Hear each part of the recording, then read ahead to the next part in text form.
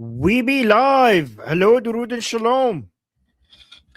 Welcome back, everybody. Today we have some significant escalations as well as some analysis for why the strikes of yesterday happened. Today is the 7th day in a row that the United States has been pounding not only the southern coast, but now also central Iran, because the city of Yazd, as of 30 minutes ago, has been bombarded, and it looks like they're going after missile sites, so they're going further and further inland.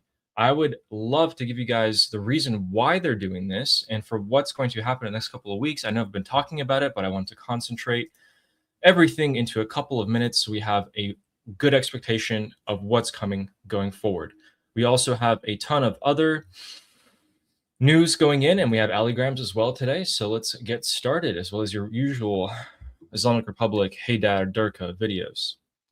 So, Armin, I'm going to ask you, why are they creeping in inland with their strikes?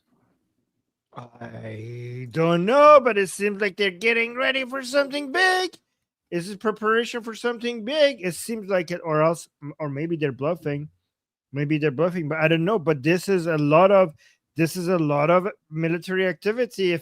I don't think they're gonna let this go to waste. What do you think? Are they getting prepared for ground operations in southern Iran, and they have to go deep that high to basically make sure that there's no support coming for the south? I mean, the bridges that they're hitting are exactly the bridges that stops the support coming south. So maybe they go deep, that the missiles from Yaz and the midsection can't reach the Persian Gulf. Maybe that's why they have to go that much far in, right? Exactly, you're exactly right. So not only did they cut off Bandar Abbas, and we'll talk about that, but now they're striking this far inland into the Islamic Republic of Iran. We actually know that they also struck near Tehran a couple of days ago. All the targets are the same. Does anyone know what they might be? They're missile sites. They're going after anything that could possibly be launched from inward in inland Iran into the Strait of Hormuz and the surroundings. So they're going for the entire coast as a target. They've been degrading all of the defenses along the southern coast of Iran, which is quite extensive. But they're focusing on Bandar Abbas, of all places, the first and the most powerful naval base of the IRGC, and the most important port in Iran. So the bridges that they struck Highway 94 and Highway 96, leading from Bandar Abbas to the city of Shiraz and largely the rest of Iran. This serves two purposes. One, not only does it isolate the IRGC forces in the city of Bandar Abbas and its surroundings from getting resupplied, but it also does not allow for the biggest port in Iran to transport cargo and oil and other things into the rest of the country. That's quite significant, but why Bandar Abbas? If I'm a United States general, I would be asking this question. What purpose would it serve if our objective is to halt the flow of Iranian oil and to secure shipping lanes? What purpose does it serve for us to put troops down on the southern coast of Iran? Well, the answer is very unclear, because they can largely achieve that effect by airstrikes targeting the missile launchers and other such facilities. But it seems like they may be going in for the kill, because if these troops do land, they are able to go in and take out these underground bunkers and missile cities on their own without, because the airstrikes cannot reach them, they're underground. So we might be reaching that point. And for them to do that, they need to make sure that further inland, anywhere from Iran Shah over here where they struck the air bases, all the way over to Zahedan and Yazd and Shiraz, none of these places are able to launch missiles and drones to take out and cause U.S. casualties. I believe that's largely where we're going. I don't know if an invasion of Kharg Island necessarily is on the books, but it seems like Bandar Abbas is going to be quite isolated here. One key thing about this is that I actually asked someone with connections in Bandar Abbas, are people going around this bridge?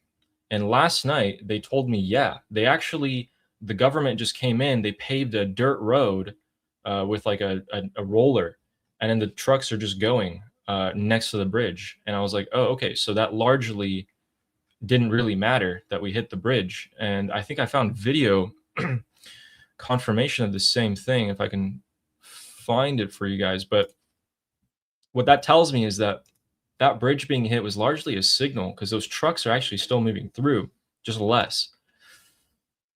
And if the invasion was to happen today, tomorrow, even next week, I highly doubt that just hitting a couple of bridges, actually hit 5, but just a few places would be enough. They would bombard the entire area.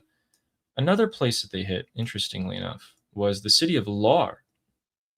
So that's further up in the coast, but it has some missile cities. Most of these cities along the coast have missile cities.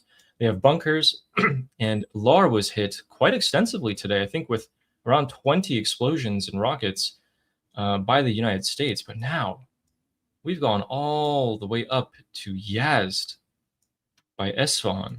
We're heading there as well. We're creeping up. You zoom out and show people where Yazd is on the map. It's that green marker, Yep. guys, straight in the middle of Iran. Wow, that's really high up there. We're creeping in. So the first priority of these strikes is to allow the United States to provide safe passage for ships. The second is for them to allow an extensive air campaign over the entirety of the country. The missile launchers and the anti-air defense have been largely created along the southern coast, so a land invasion is also on the books here, and the strikes have been creeping slowly inland. That's what we know so far. So it's becoming increasingly more possible that we land troops on the southern coast of Iran in coordination with the Persian Gulf Arab countries. Probably except for Saudi Arabia, which is actually looks like they're focusing more on the Houthis. We'll get into that in just a second. There's more escalation between them. So in terms of what we're going to see happen, I think I've talked about this, but we can expect that Israel is probably going to be given a green light. A layership of the IRGC is going to be taken out. The Artesh and Ghalibaf is probably going to be untouched. More so, the IRGC commanders are going to be taken out as much as possible with all the intelligence that we've gathered over the past, 2-3 months now. And yeah, unfortunately, after that, Armin, I think we might be going back to the nuclear negotiations, in my opinion here. But let's flesh this out a little bit. So the mobile transportable erectile launchers, the TELs, the rocket launchers, they come out bunkers for a few minutes, launch a rocket missile, go back in. Those are of utmost importance. Here's another thing, guys. If we're being wild with our analysis and we look at the southern coast of Iran, if we were to take it, and if we wanted to liberate a city like Armin wants, Bandar Abbas, arm the people, you cannot do that unless you have US troops take the city and all missile and drone launchers are taken care of within a range that can affect a city like Bandar Abbas or Kish or Qish or whatever. So this is absolutely necessary, I believe, if you want to start drawing the Islamic Republic to the surrender table. Looks like that's where we're heading. Here's the problem. Once we get to that point and we've degraded the defenses completely, we've launched the troops, depending on how successful it is, we might not go and draw them to the negotiating table for nuclear. We might be going straight for surrender. Here's the point, the most important point. You guys might ask, what about Russia? What about China? Ladies and gentlemen, if we take the Strait of Hormuz and we take the southern coast of Iran, Iranian oil does not get out. The value of the Islamic Republic to Russia and China is essentially zero. They will not come to its aid. And the Islamic Republic has been choked economically. They can't sell anything at all. They don't have control of their ports. There's nothing coming in.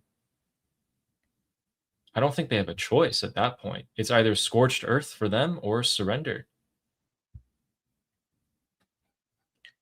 Okay, Ali, first of all, there's one major change. This military operations, there's something very significantly different this time around compared to before. They're now targeting Artesh. The Americans are targeting Artesh They used to just go mostly after IRGC and leave Artesh alone, but now they're targeting Artesh. What do you think that is? I think I thought about this, and that's a great question. Guys, why did they leave the Artesh alone before? The reason is because the Artesh isn't going to go shoot the people of Iran.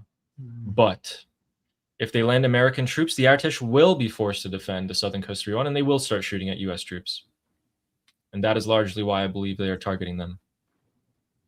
Could it also be that they were holding off on Artesh, hoping that they would do, maybe because they were waiting to see if the Artesh would get in during Operation Epic Fury during the 40-day war? They were not hitting them to see if there would be any Artesh taking position against IRGC. And now that they're seeing nothing from the Artesh, they're like, okay, then you're going to be on our list as well. I would have thought of that as a bonus, but if I were to draw my plan around contingent on that, that would have been a bad plan, really bad plan, to base yourself on the hearts and minds of men rather than what you can force them to do. Or you could just test it out, see if they will flip over, and they didn't flip over. Yeah, as a bonus, absolutely. That would have been such a great boon. Yeah. I just think that, these IRGC commanders are going to order the regular Artesh to go and defend the southern coast of Iran, and I don't think they really have a choice there. And a lot of them might even see it as America invading to kill them. But also, I just largely believe they don't have a choice. I think the IRGC will shoot these conscripts if they refuse orders or be thrown into prison. Either way, these poor conscripts are caught in the middle. The IRGC leaders are just as evil, though. The leaders of the Artesh. Sorry, the Artesh leaders are basically the same as IRGC. They are, yeah. Talking about the body. Yeah, we're talking about the body. You don't get anywhere without the IRGC's know-how. Let me say something that is unpopular. I actually don't mind if the Americans go really, really aggressive and then go back to the negotiating table. I don't mind. A lot of people are like, no, don't go back to the negotiating table. Just keep hitting them. I think the Americans, if we go back to the negotiating table, guess what? We're going to go back to eventually military operations again. This is just ebb and flow. Like, we're going to keep doing this dance until the Islamic Republic falls, right? So next time there's negotiations, instead of like, no, stop negotiations, remember that the previous time we had negotiations, we had military operations. And every time you have military operation, if you think like, oh my God, they're going to go at it completely until the fall of the Islamic Republic, we don't know. They might be heading the Islamic Republic really hard so that the next time at the negotiating table, they have lower leverage, right? So, in fact, I think this back and forth is more devastating to the Islamic Republic than something being consistent. If the negotiations were consistent, the Islamic Republic would be able to adjust. If the military operations were consistent, the Islamic Republic would be able to adjust. I think the most devastating for the Islamic Republic is this constant hit negotiations. They can't adjust to this. It's killing them. Honestly, I think with the Islamic Republic, if it was just war economy, war mindset, okay, war, we're doing war, they would be able to deal with that more than this constant, letting go and going back, this tightening and then loosening. This is devastating the Islamic Republic. And I think that at the end of the day, at the negotiating table, the United States is humiliating and getting from the Islamic Republic certain things that it cannot get from it during war. And during war, it's getting things from it that it cannot get from the negotiating table. So I think both of them together is doing the most damage to the Islamic Republic. It's kind of like a saw.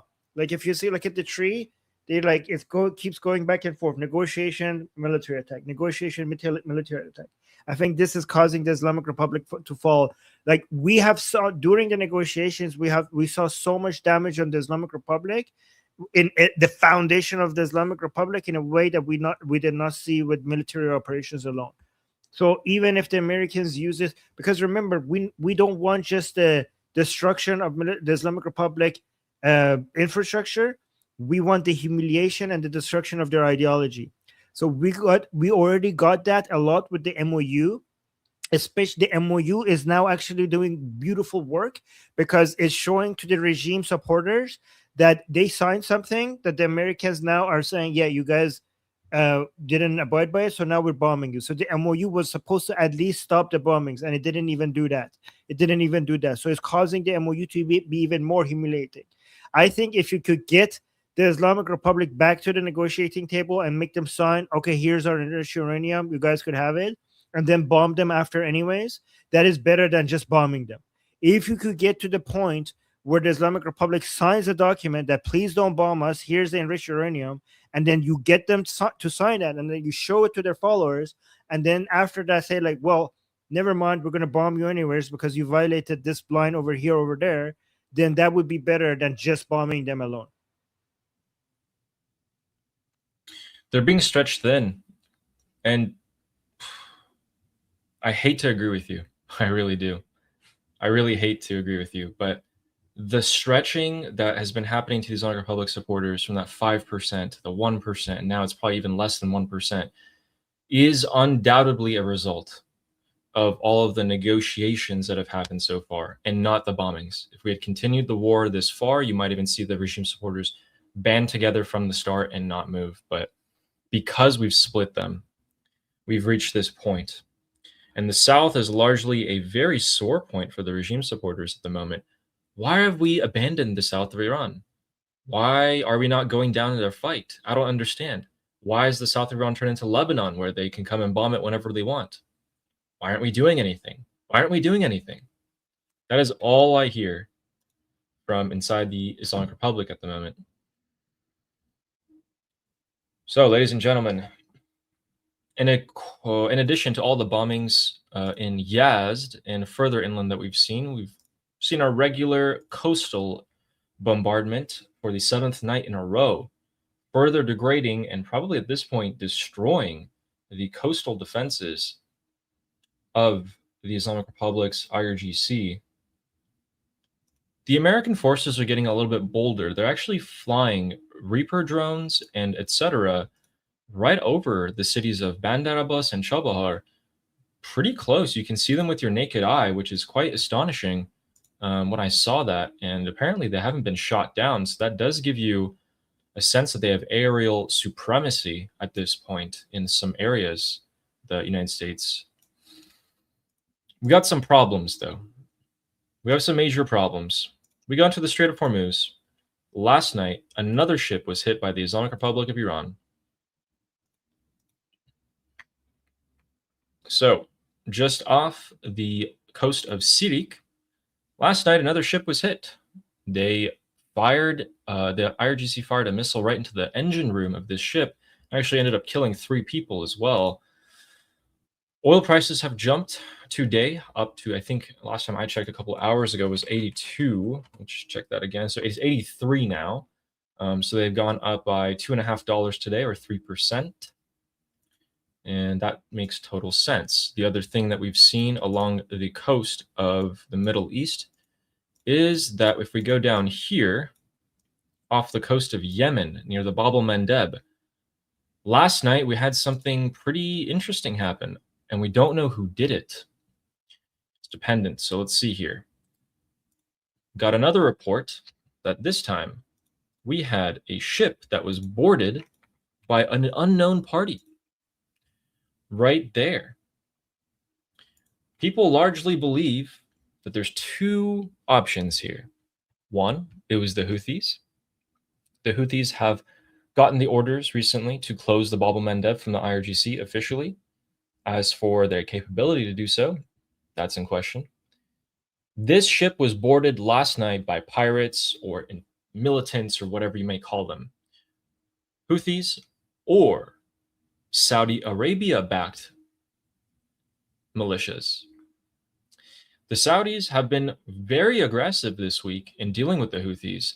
It seems like they did actually get the green light from Donald Trump to go ahead and attack the Houthis. And we saw them seize a ship carrying weapons for the Houthis as well. This ship is also largely believed by Saudi Arabian analysts to be a Houthi-linked IRGC vessel carrying another shipment of weapons, rockets, and missiles to close the Bab el-Mandeb. That is the second ship in the matter of 3 days that are seized carrying weapons for the Houthis. We are not 100% sure if that's the case. It's largely believed so.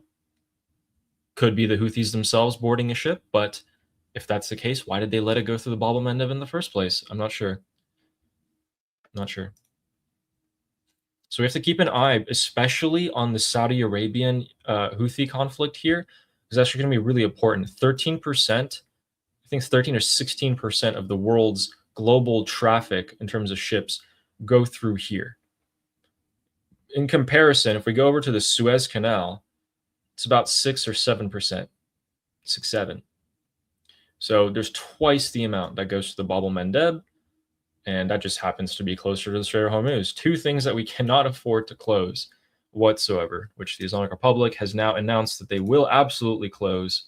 Rezai coming out, the advisor to the Supreme Leader, claiming, we will do that.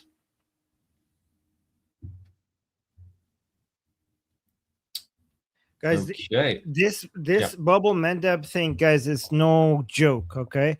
Like, there's so many things involved here. We have the Islamic Republic trying to use the Houthis to close the Bab el-Mandeb, which could potentially, if the economic analysts are correct about this, get you finally the $200 per barrel oil prices that the Islamic Republic has been trying to chase for such a long time, especially with the oil reserves being low, not at all having enough cushion like we had before Operation Epic Fury. The challenge, though, for the Islamic Republic is that the Houthis are not as loyal to the Islamic Republic as they used to be. Maybe the Islamic Republic will find a way to change that. And also Pakistan it's not just Saudi Arabia that is very terrified about this situation. It's also Pakistan, because Pakistan doesn't want to be dragged into a war. Pakistan has a defense agreement with Saudi Arabia, kind of like a NATO-like. I mean, not exactly, but kind of like a NATO-like agreement that if anybody attacks Saudi Arabia, they have to get involved. So Pakistan is desperately trying to not to get into a war. So, and they're only one of the few remaining friends of the Islamic Republic. So they're putting pressure on the Islamic Republic not to do this, and the Islamic Republic would be losing one of its last remaining friends if they do such a thing, because that would basically drag Pakistan into a war against the Islamic Republic.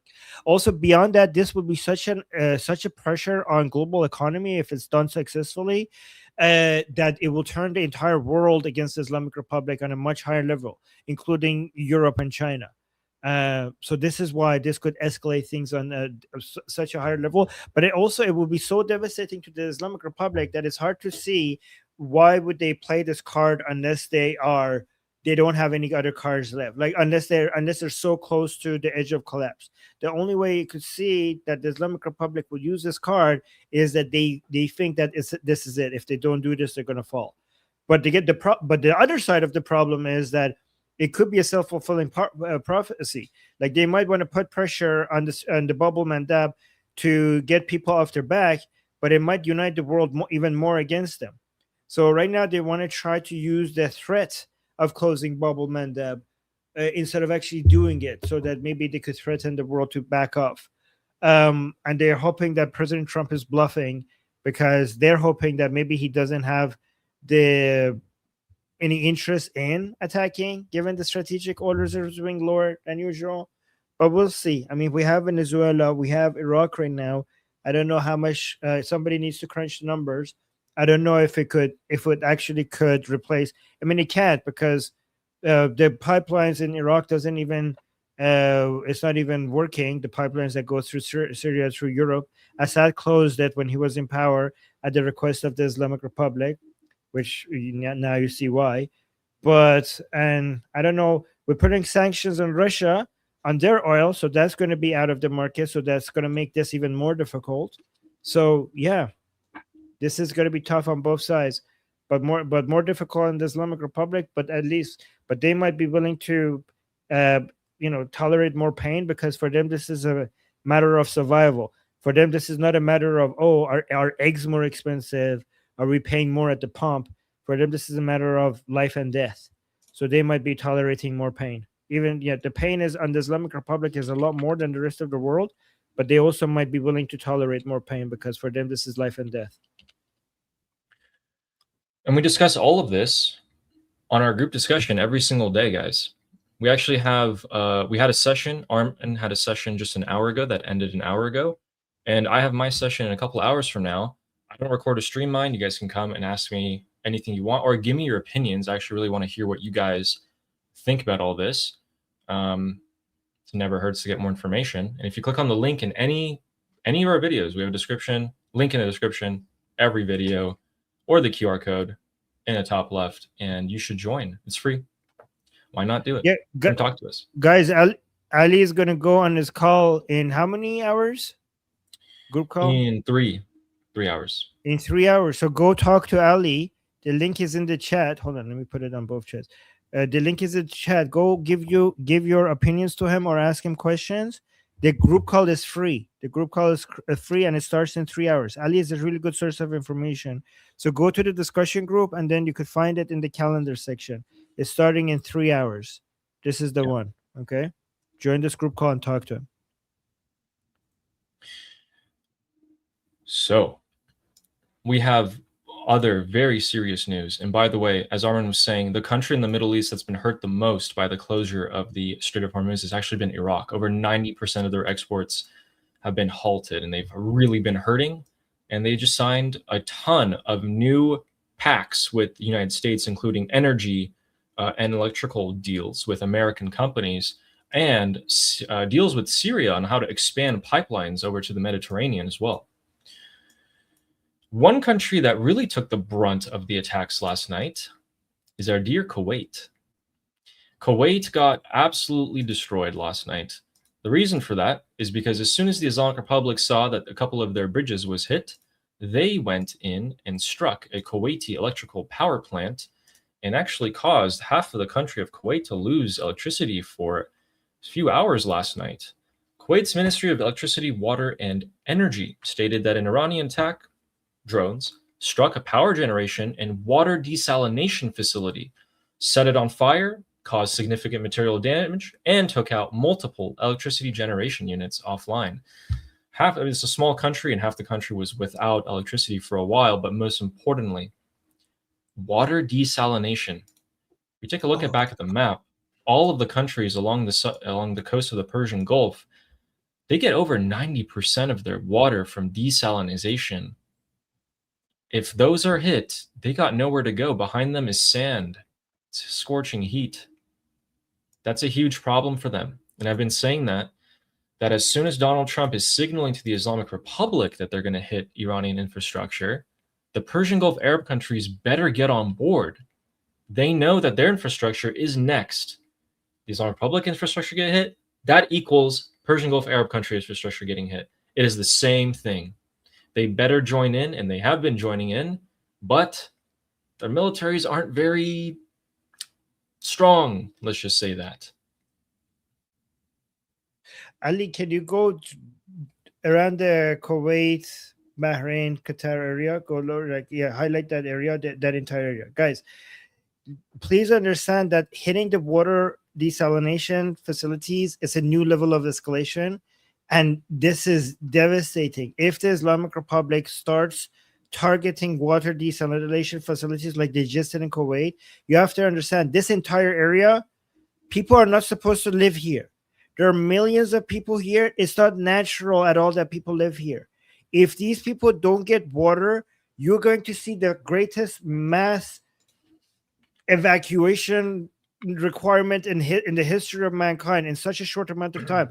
These people will immediately be in the middle of desert, and there's no water there.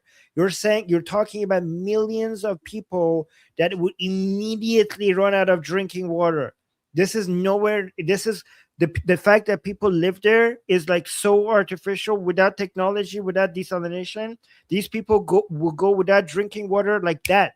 Like within hours, these people will be running out of water. Like, I don't know. This is crazy. This is very dangerous. Like, there's so many people there, and they're so vulnerable. And this is a huge, the fact that they're hitting water desalination, this is like a huge, unsuccessfully actually this time, this is a huge high level of escalation. This would become one of the darkest chapter in our history if all of a sudden these people run out of drinking water. It would be catastrophic. So I actually took a look, and let me give you guys 2 fun facts. So these countries, largely most of them, have about 3 to 5 days of water reserves. That's it. So within a week, they would run out of water. Also, it is 140 degrees Fahrenheit in this area of the world right now as of today. 140 degrees. Some of you may ask, well, how did people survive back then? That's why they were nomads. They would go from oasis to spring to mountain to cave, and they would not build cities in the middle of the desert like this. It's only possible, as Armin's saying, with modern technology. If you take out that modern technology, well, it's not going to look so good. Not so good at all. Let's take a look at something fun for a change. So guys, you may have heard about all the arrests that are happening in Iraq. Well, they actually finally got the house of the former Prime Minister of Iraq. And let's take a look. What did this guy have in there? Who? The house of who? This is the ex-Prime Minister of Iraq's house. Look, Which one? Nouri al-Maliki? Yep, Noor al-Maliki. They had to break down a wall and to find a secret room in his house. I don't know how they got information that it was there. I mean, but they found it, and they find just water jugs full of rolled paper bills. Look at all that gold on the ground. I mean, this is billions of dinaris. I don't know what he was saving them up for in the walls of his house, but here it is. They got him. Wait, are you sure this is like whose house this is? Like this is Nouri al-Maliki. Sorry, Adnan al-Jumaili.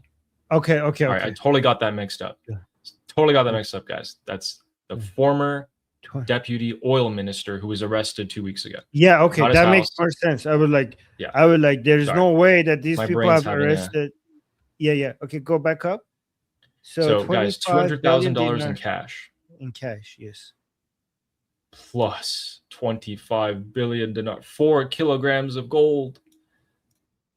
Again, can we just take a look in the beginning of this video? Look, this is where he hid it, okay? You got this wall in the way. It's not like he could just go and take all of this money that he had whenever he wanted. He had to like literally break down a wall in his house to get all this. I don't know what he was. Some of you may be hoarders, but none of you, I guarantee you, have built a wall in your house to block your wealth. None of you.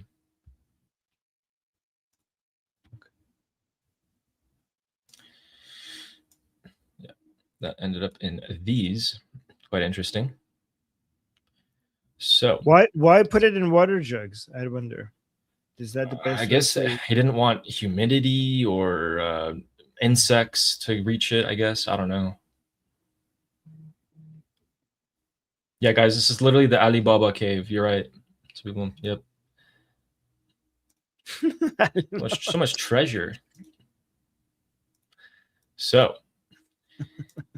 Yeah. By the way, when you said 140 degrees, can you translate that for the rest of the planet? Absolutely. 140 degrees Fahrenheit is 61 degrees Celsius. How much? 61. Okay. Because people here were thinking, are these people boiling alive? Like, what are you talking about? Yeah, so, that's why they're complaining about the heat. They are quite literally, like, it's real bad. No, because when you say one, Ali, most of like half of our audience, when they say one, like that's like 140 degrees, that like everybody that is not American thinks in Celsius. So you can't just say 140 degrees. You have to be yeah.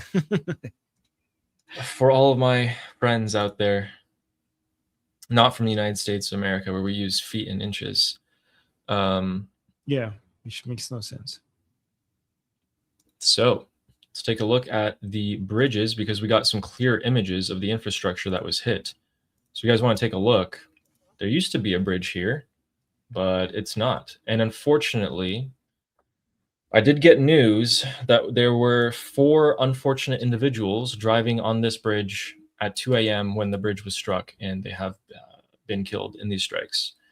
It is unclear who they were, but we largely believe that they are civilians, which again, you ask any person inside of Iran, Iranian people, they will tell you that their deaths are completely as a result of the IRGC's warmongering and not because of the United States of America. Yes. Yeah. Every single one of these people who are dying under US bombardment in Iran, every single civilian, their murderer is the Islamic Republic who brought this war to Iran by waging war against America. Absolutely. Here's guys, the thing. look at this. Guys, these bridges are, I think people don't understand how, so many people might not understand how important these bridges are. Guys, the Islamic Republic would not be able to send weapons and backup and forces because they hit the bridges and they hit also the backup for those bridges. So this is going to make it logistics so difficult for the IRGC, like basically impossible. There's going to be areas where they're not going to be able to defend or have access to. Other than the people who died, the unfortunate other side effect is that a lot of Iranians will also not be able to do their job, get to their work. You know, this is going to make things inaccessible. Supplies of food and other goods is going to also be disrupted. So many businesses are going to get disrupted as well. But this is all because of the Islamic Republic that waged war against the United States and brought this upon the Iranian people. But yeah, these bridges were key. These bridges are are very important routes connecting different parts of Iran, the south and the rest of Iran together. So actually, it turns out there was 5 bridges that have been hit, and we can actually largely see queues of trucks forming already. Actually, that truck right there, if you guys can look, that is actually hanging off the bridge. Oh my God. Looks like it was right there when the strikes happened. The front room, you know, where the truck driver is completely scorched, and it's hanging off the bridge there. So yeah, a lot of these bridges were hit, and then I'm trying to find that video where they just made a dirt road. Oh yeah, okay, so let's show this one as well. This is where there's a long queue forming of oil and cargo trucks that can't pass through because, well, the bridge is done. What they ended up doing is on the other side of the bridge, on the ground there, they're trying to make a slope for the dirt to be able to handle these trucks going down and up it, most importantly.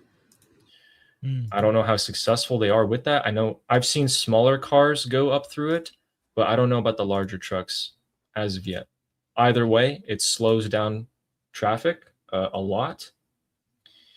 And here's another important thing. So the bridges were hit, but also we have radio comms towers. So this is a communications center that was also struck.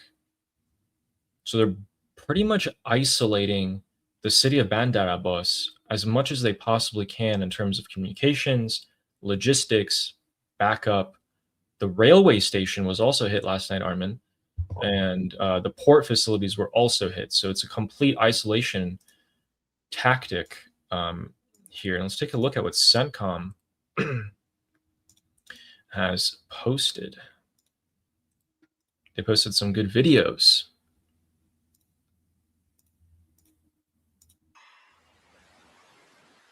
I'm going to put the volume down because these Super Hornets taking off and landing is extremely loud. Is it beautiful? It sounds like, no, go back. Play it. It's beautiful. It's musical. Is there a better video quality here? Is that the best one? Okay. Yeah. No. Look. Oh.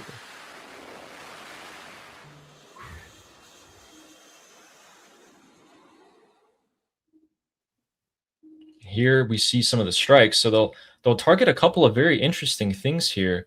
It's going to come up in just a second. It should be the radar tower. So a lot of these mobile launchers are being hit. Totally expected. These rip to whoever was in there, I guess. But I don't know why you're ordered to go out there when you know the U.S. is striking. So I don't know why the quality is so terrible. Let's take a look at this one as well. They're showing footage of Tomahawk missiles being launched off of carriers. You can see it's pitch black right there in the middle of the ocean. And you just see the American flag and a Tomahawk being launched. Beautiful.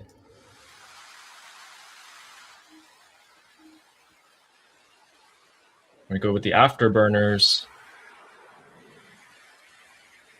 Get them.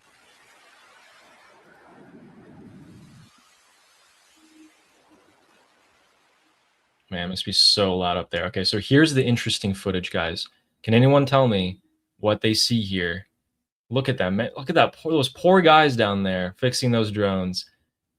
That truck, that's a mobile missile launcher hiding under the trees. But look at this. That's a radar tower, and there's more to it. Keep watching. Any second now. These are the eyes of the Islamic Republic. And there it goes. The eyes and ears. Boom. There goes the comms. Guys, it's Look really at that. difficult to manage. This baffled me, Armin. When I saw this, I'm like, who in their right mind is doing this? Why are you towing a drone on the middle of an airstrip while the United States is conducting 24-hour operations? What are you doing? What are they? How am I supposed to get this to the other side? Guys, why did the Durka cross the road? Anyone know? I mean, if I don't, someone's gonna do it, and then someone is dead based on judging based on that. I think that let me see. He didn't survive it. Play it again. No, he definitely did not survive. There's no chance in the world where that guy is still with us. Yeah, largely looks like, they you know what they say in the IRGC these days, right, Armin? They say you got to be able to spread yourself out. I think they took it a little literally there.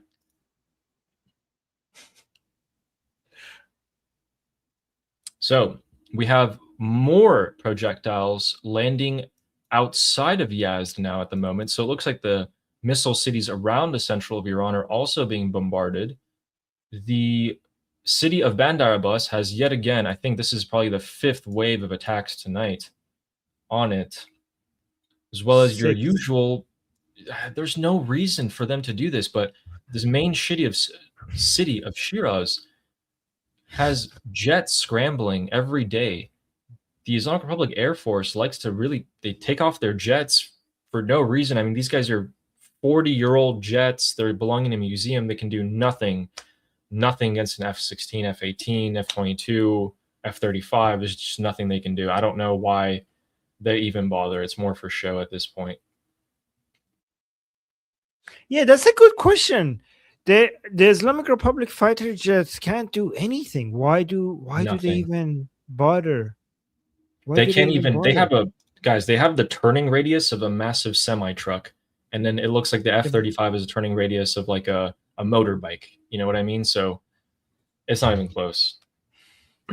But the Islamic Republic fighter jets can't, if they can't do much because how old they are, there must be a reason why the Islamic Republic is using them right now in the military operations. Like, is there zero utility? Is it just for show? Is it just for demonstration of force? There's no other utility? The best utility that they can do by scrambling their own jets in the air is by having those act as living radars. That is it. It's like, hey, our jets are here. We know the American jets aren't here. And that's pretty much it. Until one of our jets get blown up, and then maybe observation is the reason. That's the only thing they can do, is just data gathering. Human data gathering. So Chabahar. Okay, wait. I ask AI. Yeah. Here's what AI is saying. The AI is saying, while the Iranian regime's aging fighter jets are deeply obsolete compared to modern stealth aircraft, they are not completely useless and are deployed right now for low altitude surprise strikes, drone coordination, and domestic propaganda. Okay. The Islamic Republic uses these heavily modified 1970s airframes as a desperate asymmetrical measure to squeeze every ounce of tactical utility out of a heavily degraded fleet. There you go. 1970s. That's 50 years ago. That's the Shah. These are the Shah's fighter jets. Yes. They did nothing since then. They did nothing to build. They're flying coffins. That's what they are. Yeah, the Islamic Republic actually did carry out a successful operation against the United Arab Emirates. They hit the Fujairah port with their fighter jets during the war, and the pilots were flying so low to the ground because they were so scared of getting hit that one of the pilots skidded off the ground at some point. He skid off like the top of a tree, and he's like, I think my jet hit a tree. I was going that low.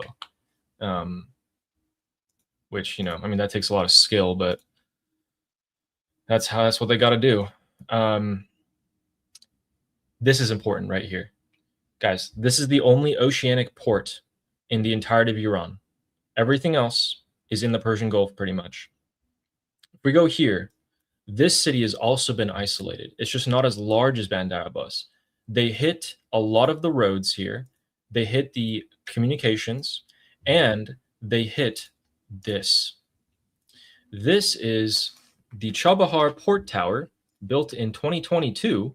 It had a good 4 years. It was very modern, and that, yes, it has come down. It doesn't exist anymore. It's on the ground. They hit it so much, and they hit the support structure for this so much that it has ceased to exist.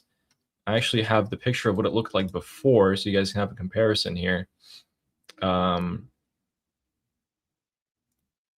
Okay, so let's take a look at this. This was the night it was hit the first time.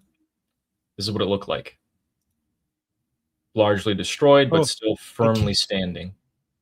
And they came at it again? Then they came at it again yesterday, and look, it's gone.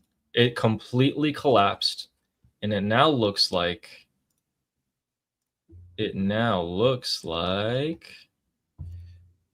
me make this bigger for you guys. It looks like this. That's where it was, right there. It used to be there, and it is no longer with us. They just built it.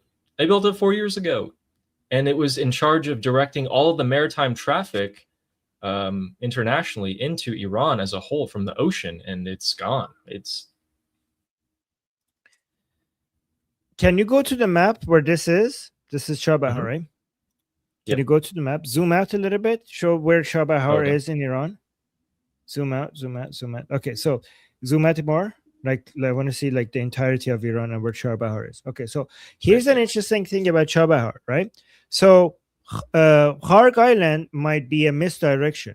Okay, the problem with Kharg Island. So if the Americans want to take Kharg Island, one of the disadvantages is that it's so close to the Zagros Mountains and so many of missile launchers of the Islamic Republic, right? So that area, so show people where Kharg Island is. It's like northern part of the Persian Gulf, like it's right there, right? So if you zoom out, there's a lot of areas above there. So Kharg Island is so close to so many things within Iran that the Islamic Republic has to be able to launch missiles and drones on Kharg Island if American Marines want to go to Kharg Island. So basically, you're putting the American soldiers at a lot of risk if you basically deploy them there. And if you want to do such a thing, you have to first clear out that entire area. You see that entire mountainous area? You could hide so much in there. So many launchers, so many areas where drones come from. You have to do a lot of cleanup operation before you could go and safely put Marines on that island. However, if you come to Chabahar, which Ali was showing, so this might, Kharg Island might be a misdirection for the Americans to come and take Chabahar instead. Chabahar is so far away. It's eastern, right? And it's so... And northern, if you zoom out and look at north, zoom out, look, show Kharg, no need to zoom in, like you could show it with the relationship to the rest of Iran, right? North of there is not as mountainous and is far away from most of the military infrastructure of the Islamic Republic. Like Eastern Iran doesn't have that much stuff. So it's so far away from the rest of the stuff that the Islamic Republic has. So taking over Chabahar and putting Marines there would be easier. They would be safer from launchers and drones that might be coming from the Zagros Mountains and the rest of Iran. So it would be easier to put Marines there and take that city compared to Kharg Island because it's far away from all of that danger. It would be easier to clear out the surrounding area and put Marines there. So one suggestion could be that they're talking about Kharg Island, but they're going to go take Charbahar. The problem with Charbahar is if you put Marines there, if you didn't want to do something, it's not strategically as advantageous as taking Bandar Abbas or Kharg Island. So it's easier to deploy Marines there, but then if you want to do something serious, then you have to move inland, and then you have to get closer to the areas where it is more dangerous. But it's a safer landing spot, but it's a less advantageous, it's a less strategic landing spot. Safer for the Marines, but less devastating for the Islamic Republic to lose. Does that make sense for you guys? Let me know in the chat. Absolutely. In this city of Chabahar, southeast again, the oceanic port, they have pretty much aerial supremacy. The United States is flying Reaper drones over the skies of Chabahar. They just struck it, and you can actually look at the drone with your naked eye really well. It's flying that low, gathering information and etc. That tells me there's nothing there to shoot it down. They got nothing. Especially when, if we take a look at the map again, guys, Chabahar is right next to Konarak. It's just on the other side of this bay. And Konarak has an entire airfield. This is an air base for the IRGC. They have defenses and everything. And this place was largely blown the F up last week. Completely. They went as far as to hit all of the barracks of the pilots living here as well. And those are all blown to smithereens. So they're going, you guys got to follow where these strikes are actually happening and what connection it has for everything else. This railroad line goes straight up all the way into Iran, Afghanistan, Turkmenistan, largely connecting it up into Russia as well, just if you need be, but more importantly, Iran. It's going to be pretty important. Armin, what about Sidik? What about Sidik, Armin?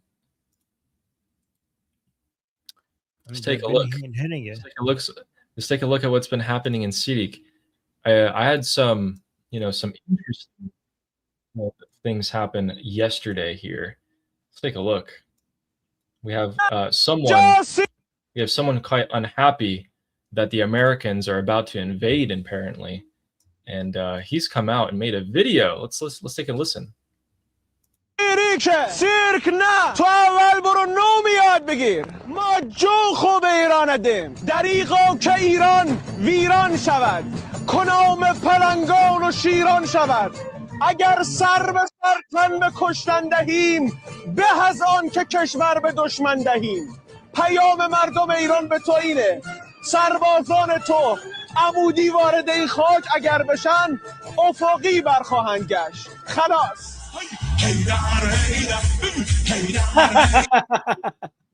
Okay.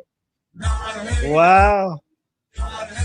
Oh my God. Look at how epic he thinks, guys. Like, hey, if American soldiers come here horizontal, no vertical, they will leave horizontal. Okay, he goes like this. He's like, if you come here vertically, you will leave horizontally. He does that with his gun. And he's like, I'm so epic. I'm going to defend this. I'm going to defend the regime. And then he's like, look how pathetic that is. He's recording himself with the Haydar song walking towards the Persian Gulf. That part is like, look, he thinks he's cool. Okay, you're so cool. Like, look at me being alpha mullah here, guys. Alpha mullah, trying so hard to be alpha. Dang. I mean, look, if I'm the United States military, I'm the Marines, and I'm rolling up on the beaches, with artillery and snipers that I can take this guy out from a mile away. And I see this guy raising that flag, yelling at me with his single AK. I'm turning right back around. There's nothing you can do. I'm just picturing him. Can you put the last few seconds? I don't know if Yeah. he's if somebody's recording for me, like, okay, let me do this, and then after, like, okay, come back again, walk towards the beach, hold the gun in your hand. Okay, yeah, that looks good. Let's do it again. And you're like, ooh, that's gonna look so good. Let's put a hater song on it. That looks so epic. My God, this is gonna give me so many Instagram likes. This is gonna get me all the. Okay, I shouldn't make that joke. I shouldn't make that joke.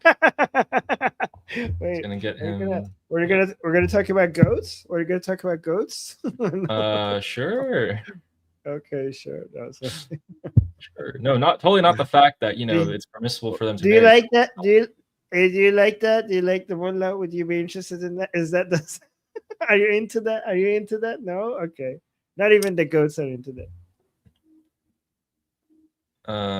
So yeah, that's what's happening, guys. That's what's happening largely with the military planning limited ground operation. At this point, everyone thinks it's going to happen. We've been saying it for quite a bit. So it's nice seeing that other people are on board finally with the idea that a limited ground operation is definitely going to happen. It's just a matter of time. Let's see. Oh, Ali, there's a campaign in Iran. There's a campaign in Iran by actually pro regime, but pro MOU regime, pro people. Okay. And it's gotten I think 120,000 signatures saying that all the people who are against negotiations, send them to southern Iran to fight. Okay. They're like, guys, guys, there's a campaign saying that all of these people, like the Paidari camp people, are like, no to negotiations, no to like MOU, or like, okay, you have war now. Southern Iran is getting decimated. You have your war. This is what you wanted. Go fight. Why are you in Tehran under air conditioning and just on social media saying like, oh, we want war. You're getting your war now.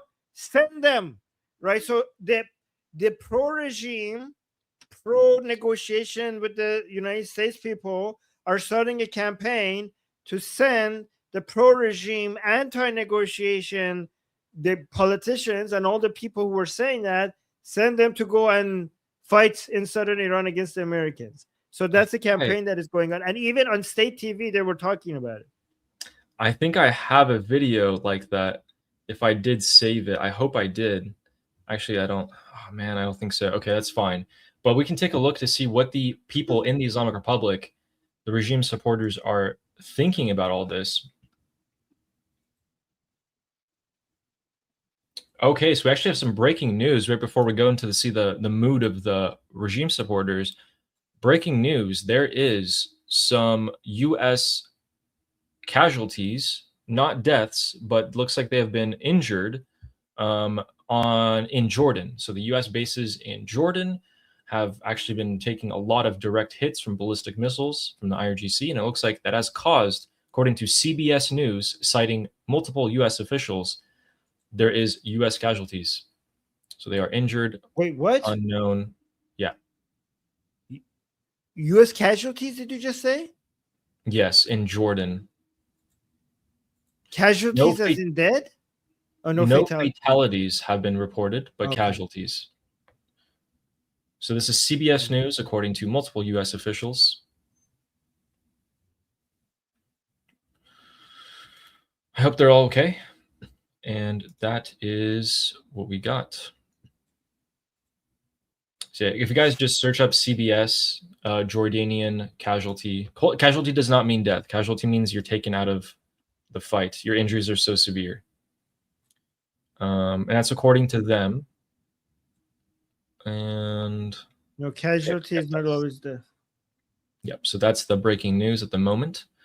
And let's take a look to see. I actually wanted to show you guys some of the newspapers that are being seen in Iran at the moment. Let's take a look. So these are the newspaper covers. Let me see if I can. You could post them in a copy and I put it in a browser so that we could see the full thing. Telegram just cuts out most of it. It's not for user friendly.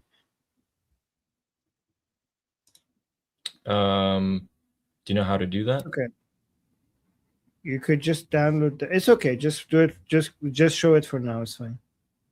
What is it? Okay. But it's all pretty much kind of similar to this stuff. Rikota. Okay, so this is Kayhan, guys. This is the closest newspaper to the office of the Supreme Leadership. This is the guy, the writer, the chief editor of this newspaper. I interviewed him on multiple times on my Persian channel and one time on the English channel. The former head of Kayhan newspaper, which is the main media of the Supreme Leadership Office. So the former head of this newspaper, Mehdi Nasiri, I interviewed him in English for you guys one time and in the Persian channel many times. Okay, but that guy's That's on awesome. our side now. Yeah, he left. Okay. Wow. He left his.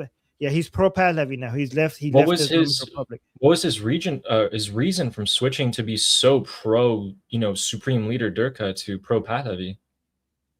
Oh, I talked to him about that on my show for hours. So you have to go watch my show over that. Okay. But yeah, go up. So yeah, this newspaper is basically the official position of the Supreme Leadership Office to the Iranian people. That's what this newspaper is. So آمریکا تفاهم رو زیر پا گذاشت وقتی بازگشت از مسیر غیر اصولی است. So this paper is saying that the Americans have violated the MOU. It's time to go away from the path that is against our principles. Basically, the principles of the Supreme Leader have been violated. We need to go back to our principles. So this one is saying that Iran has broken the blockade of Yemen. So they're saying that we managed to, Yemen was in a blockade and we broke it. Which newspaper is this? Can I see? Yeah. Okay. Let's go. Oh, no. Okay. America فقط زبان زور میفهمه. So yes, it says basically that the Americans only understand the language of violence, the language of force. They're just open with it. They're like, hey, we got to hit the ships. I actually don't know quite. Look, they're reporting on the World Cup. Look at that. Anyway. Oh, this is go up. Let's see what newspaper is this. I think this is a Reformer. Iranians in the chat. I think this is a so-called Reformer video. Reformer, like not video. Newspaper. Can we see what they're saying? It's saying Ejma Milli bar sar Hormuz, like lower. Lower. No, don't zoom in. I saw. هزینه جنگ طلبی از جیم مردم آمریکا. Oh, okay, no, never mind.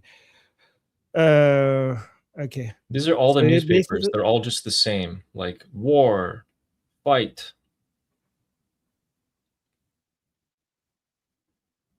حمله گازنبوری به منتقدان توافق. So an attack on the people who were criticizing. There's an attack on the people who were criticizing the negotiations. No bunyad. There's really nothing good here. Look at who's there in the top right, Armin. Look at that guy. The son of Ali Khamenei. Oh, that's Nabavi. Well, he looks exactly the same. No, you're right. No, you're right. They do look the same. You're right. That is not Nabavian. Yes, you're right. That's the son of Khamenei. Okay, that's okay, that's what I thought. I was like, okay, that's that him. No, you're correct. You're correct. Jeez, no, you're right. He's not. Yeah. They look. What does this say? Wait. From بازگشایی مجلس با تغییرات خبرساز در برخی از کمیسیون. Okay, so the parliament opened finally in the Islamic Republic. After 5 months of being closed, the parliament was open. And guess what? All the people who were anti-negotiation from the Paidari camp, they were removed from the important positions, including the Security Commission. So, for example, Nabavian, who was part of the Security Commission, he lost his position. He was fired, which shows that Ghalibaf still has the upper hand within the regime. Yeah. So now people are saying, right? No, guys, that's not Ali Khamenei. That is one of, so Ali Khamenei had multiple sons. Mujtaba was the most political one. He has other sons who are alive. So Ali Khamenei is dead. Mujtaba Khamenei is either dead or as good as dead so far. But there, Ali Khamenei has other sons. Mujtaba Khamenei is not even the eldest son of Ali Khamenei. He has other sons, and they are alive, but they're unimportant. They have not been politically as active or influential as Mujtaba. Yeah. And so if we actually go into the group chats and take a look at what these regime supporters are saying in their own political discussions, we can see here that Farzad is responding to Najmi and saying, you and Sabati and Nabavian and all the officials, these guys are the Paidaris, the super Durka Islamic Republic people, they listen to these people. These are their politicians. You and Sabati, Nabavian, and all the officials in the IRGC, all those who are fighting for the Islamic Republic, you want to fight? Go and gather on an island and say death to any country and send death to them and fight them as long as you want to live. Take Muharram, which, can you explain what that is, people? Oh, right. Muharram every day and beat yourself up. It's where they like have the chains and like they're like, oh my God, my Imam 1,000 years ago died and I need to still mourn him every day, or I mean every year for a month. These people are sick and tired of whoever is still warmongering within the Islamic Republic. There's a huge portion of them that are sick and tired. It's been months now that bombs have been falling. The economic situation is terrible, one of the worst in the world. And they are sick and tired. They hate when other regime supporters are advocating for war. You actually explained Muharram very well. I wasn't even needed. And I know you like explaining what it is, so no, I like actually hearing this from your perspective. It's actually interesting to hear it. Yeah. I do have some videos that you're gonna love from inside Iran that shows the mood there. Yeah. Guys, so these are the text version of people talking about, and we can see the mood there, and then we'll show the videos afterwards as well. We got another guy. We have Mohammad Reza, who says, what do you mean by infrastructure? So there's the Khatam al-Anbiya, the Supreme Leader's headquarters office, who came out and had a speech. Also, I'm pretty sure that guy's dead. You know what I mean? It's not Supreme, it's IRGC. Khatam al-Anbiya is one of the most important institutions within the IRGC. And this person is the spokesperson of that institution. And he does look like AI a little bit here, but I don't know. You're right. Is he dead? Guys, so no one's actually seen him. This is like one of the most hated people in Iran, and he has not been seen in a while, and his face looks like AI, so people think he actually got taken out in the war. Maybe he's just acts like AI ever since people think that he's AI, so maybe that's what's happening. Maybe. And that spokesperson for the IRGC came out and said that we are going to strike the Arabs' infrastructure. We're going to strike American infrastructure, everything. And this guy's coming out and he's saying, what do you mean by infrastructure? Isn't water or electricity isn't infrastructure? What else have they not built? Like what else do the Arabs not have? The Arabs have, ports, they have power plants, radars, airports, they have all of that, right? We don't. We in Iran don't have all of that. Tell them to build infrastructure in Tehran. Otherwise, we Southerners don't matter. There's another guy who's really pissed that he has to live in 140-degree heat, 60-degree Celsius heat in the south of Iran, while the rest of the country and the IRGC in the north are just being like, oh, it's not a big deal. I guess, we'll hit their infrastructure too if they do it. It's like, what do you mean? They're really mad at each other. We've been showing you guys messages like this the whole time. The IRGC in the south are wondering why they've been abandoned by the headquarters in the north. And we have someone questioning the supreme leader. I have a good one coming up, but let's take a look at this one. Kavi saying, friends, America is plowing our beloved Iran. Our own beloved lives and the lives of our compatriots are as worthless as the lives of sheep. Which, I thought they really liked sheep. There is no news about the leader from the authorities. He used to give out a PDF. This will be better if we translate that in Farsi. دوستان آمریکا داره ایران عزیزمون را شخ میزنه. جان عزیز خودمون و هموطنانمون مثل جان گوسفند بیارزش است. واسه this person needs to learn how to use dots. واسه مسئولین رهبر واسه مسئول بیارزش است. نه و هموطنانمون مثل جان گوسفند بیارزش است واسه مسئولین. رهبر کجاست؟ خبری ازش نیست. یه PDF میداد قبلا بیرون. So like, yeah, my friends, America is plowing our great Iran, our dear Iran. Our lives are like sheep. Our plowing is just a way to say like bombing, like really heavily. No, what does he mean by plowing? Okay. Bombing heavily. All right. And it says, our lives are as worthless as sheep for the officials in the Islamic Republic. But the last line is the most important. Where is our supreme leader? There's no news of him. He used to at least give a PDF. He's not even giving out a PDF. So okay, Mujtaba, even the Schrodinger supreme leader that was basically as good as dead, these people are saying that at least before, like even after the strike, when he became the supreme leader, people are like, trust me, guys, he's healthy, he's okay, he's fine. Here's a PDF of his statement. This guy is saying, no, we're not even getting PDFs anymore. Why are we not even getting PDFs? Where is it? At least put out a statement.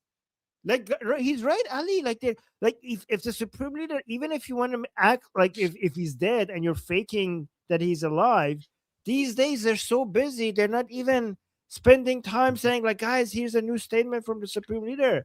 Nothing. Like, no PDF, no the statement. Supreme Leader is nowhere to be found. He's nowhere. Not even putting out PDFs. Then we have Ars, who I think his full name would probably be Arsalan, says he's making fun of someone who wants to fight the Americans and bombard the United States mainland. And he's saying, oh my God, it's a shame that Ghalibaf and Pezeshkian stopped us. Otherwise, we would have attacked American soil in the Golden Gate Bridge with the Fatah 6,383,000,000 whatever 2 missile. You know, because they have so many different versions. Oh, wow, guys, look at this. Is that sarcasm I'm hearing? Guys, these are the pro-regime anti-Americans. They're making fun of their own propaganda. Wow, guys, they're waking up. Look at this. This is self-awareness. Like, oh my God, it's so great that Ghalibaf held us. We're going to go to the Americans, but Ghalibaf held us back, or else we would have destroyed this with our 6,300,000,000 Fatah missiles destroying the goal. This is beautiful. Guys, look at this. They're waking up. They're realizing that they're nothing. They're nothing. This is great. Someone watched too many of their Lego videos. Yes. Oh my God, they're realizing that it was all BS. The Lego videos were a lie. No, don't tell me. Were the Lego videos also a lie? Not the Lego videos. We were fooled by Lego. I knew you couldn't, Ali. I knew you couldn't trust anything Western. The Lego Dang is it. Western. That was we fake? shouldn't have trusted it. That was all fake. It was Western infiltration.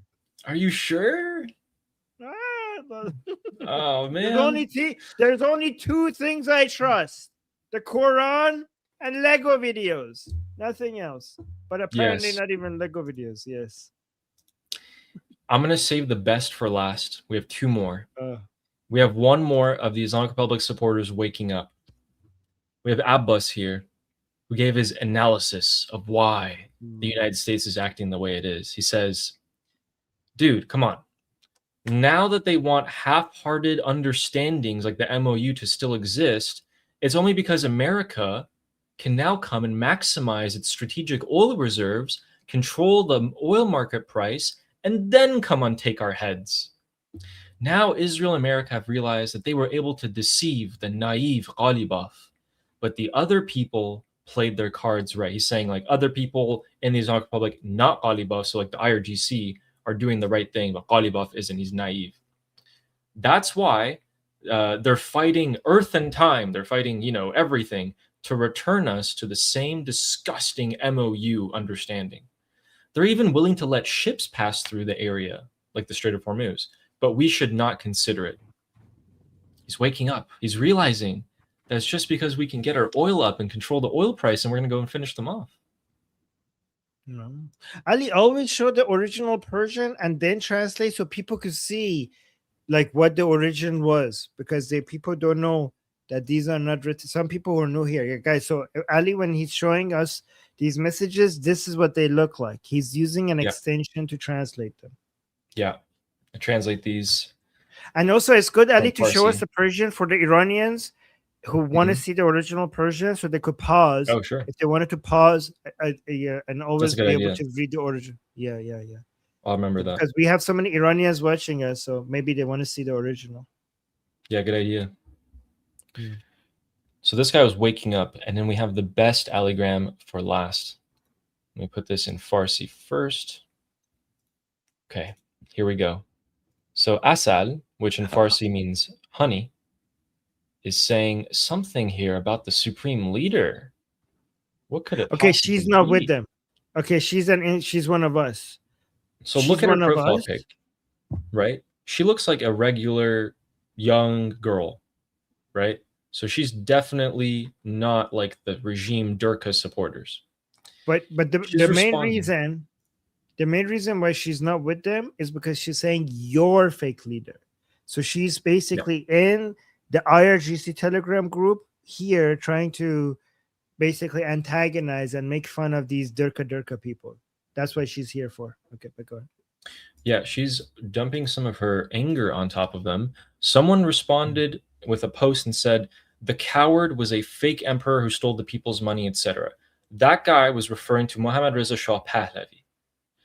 Assad is responding to that guy.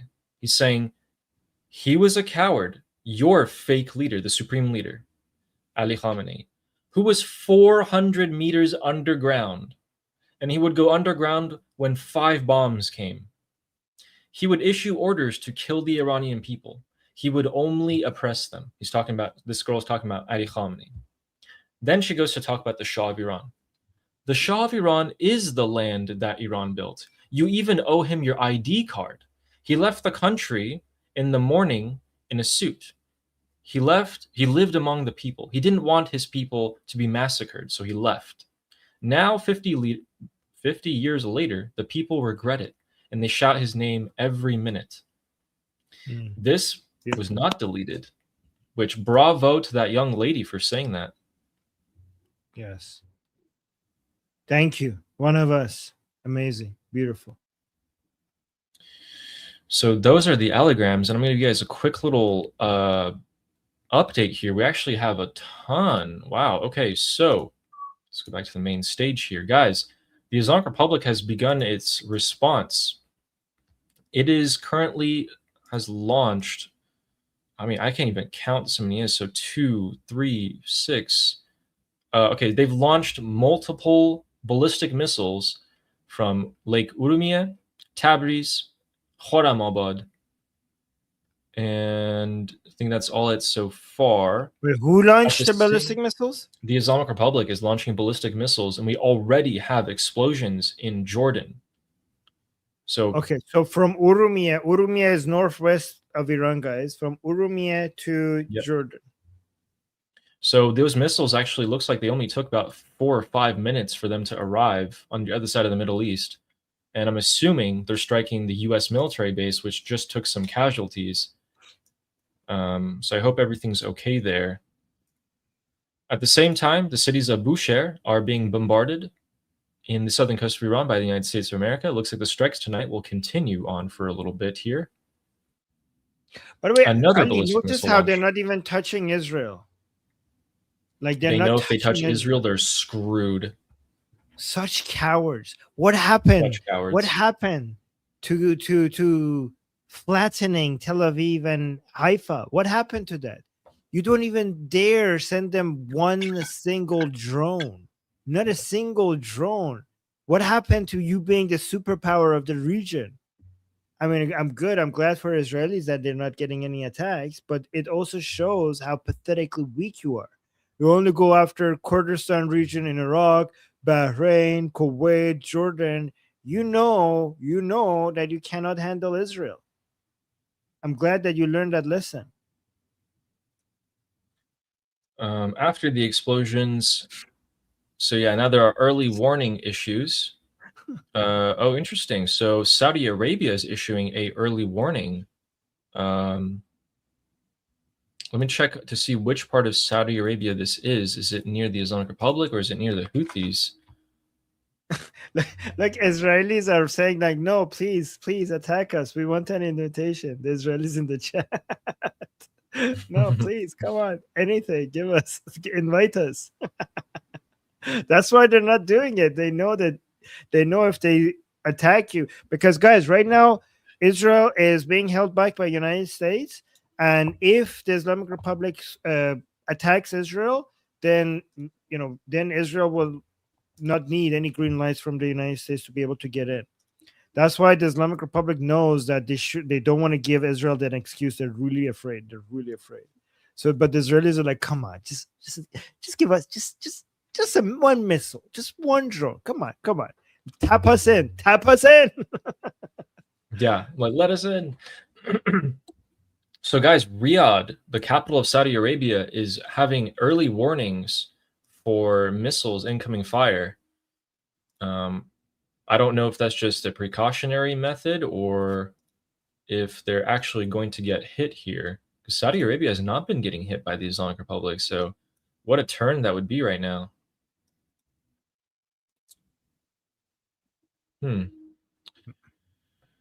Okay. I'll continue to... Okay, it looks like they are aiming for Saudi Arabia, I believe. The IRGC. So Riyadh just issued an early warning for incoming missiles. And are you sure it's not for the Houthis?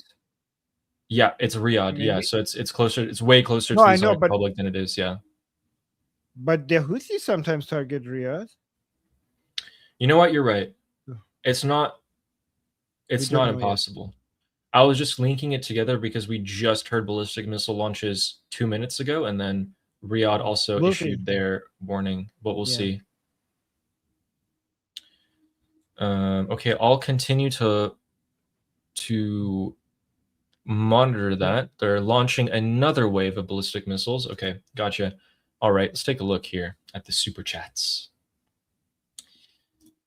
We got our first one from PC saying, "Hi Armin, hope you're well." Oh, Armin, how are you doing? I'm doing good. I got my tea. I got the alligrams. I got a very friendly live chat right here. So, keeping us company, talking about important topics. I'm feeling good. How about you, Ali? How about you? Peace. Got in the chat. Everybody is okay. I mean, okay. To be fair, concerned about the American casualties. Now that I think about it. Yeah. Yes. Hopefully they're okay. Okay. So the Red Sea part of Saudi Arabia is also issuing early warnings for incoming missiles. So that would be Houthi territory as well. So it may be that this attack is just coincidentally from the Houthis happening at the same time the Islamic Republic launches ballistic missiles. We'll take a look. All right. You know, guys, one of the key phrases that I've filtered for is "God is great." And the reason for that is because every time the Durkas launch missiles or something big happens, they always go, "God is great." They always say that. So I know there's something important happening once I hear that phrase. And Fleshy Interloper is saying, "Keeping CENTCOM busy?" Yeah.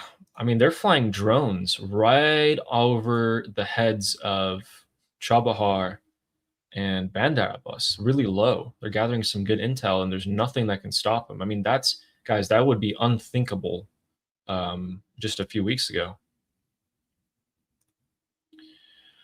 Thank you, Fleshy Interloper, and congrats again on the grandchild. Ida is saying, "We be crazy." Hello, Durud and Shabbat Shalom. Like your intro. Hello, Durud and Shalom. Yes. Thank you, Ida. Yes, thank with you. the AI. It's fine. And Fizz Engesis Yes. saying, getting tired of eating popcorn. Time for kotlet. Yes. Yeah, guys, kotlet is the Iranian version of a patty, of a hamburger patty. It's just made a little bit differently, and you can eat it on its own. But we call, every time we assassinate or, boom the leaders of the Islamic Republic or even IRGC, we call them kotlet. We made them into little meat patties. A little graphic, but we find humor in it. Don't think about it too much. Yeah. It's just yum. It's a good thing. Yes. Actually, when General Qasem Soleimani died a few years ago, when he got blown up by the United States, everyone in Iran celebrated by making kotlet, and actually got so out of hand, the Islamic Republic banned kotlet on that day. So if you made kotlet on that day, that's against the law. Thank you, Fizz Injustice. And Justin is saying, taking out mini subs that only pose a threat to landing craft, now hitting Artesh and now hitting further inland, this signals U.S. Marines going in. Yeah, just to what capacity, like how successful, what capacity, but it's only a matter of time. It could be, I see what you're saying, Justin. It could also, just to be fair, just to see the other side, it could also be trying to create the impression that U.S. Marines are going in. It could also be that, so that to scare the Islamic Republic and get them to the negotiating table. It could also be that. I'm not saying it is, but you have to consider that option. Yeah. Oh, and speaking of that, guys, we actually have an update on the USS Boxer.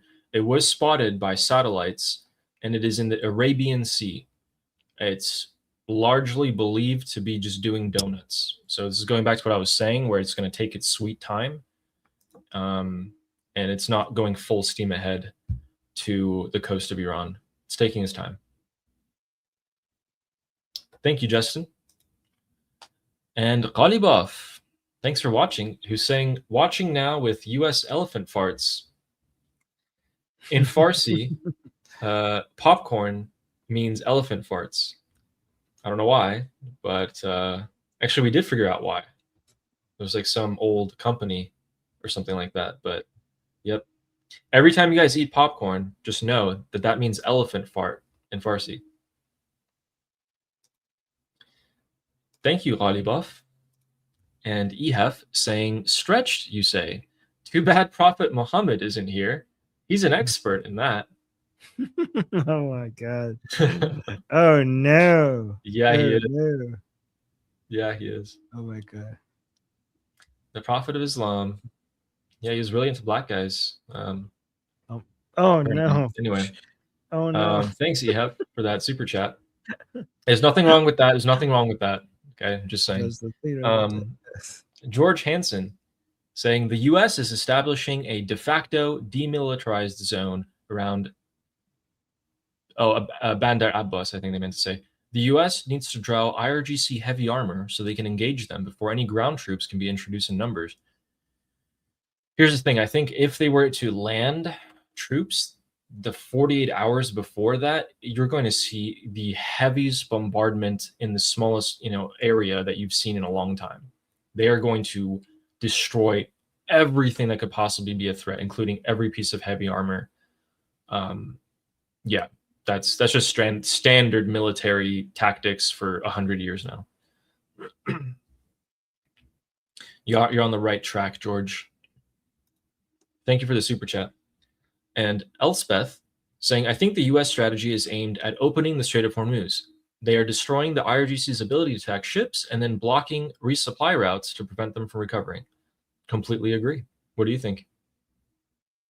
Yeah, the thing is that this is not sustainable unless, honestly, unless the Islamic Republic falls. We're going to be here forever unless the Islamic Republic falls. There's no way for the United States to there's no way for either the Islamic Republic or United States to regain control over the Strait of Hormuz, or anyone else for that matter.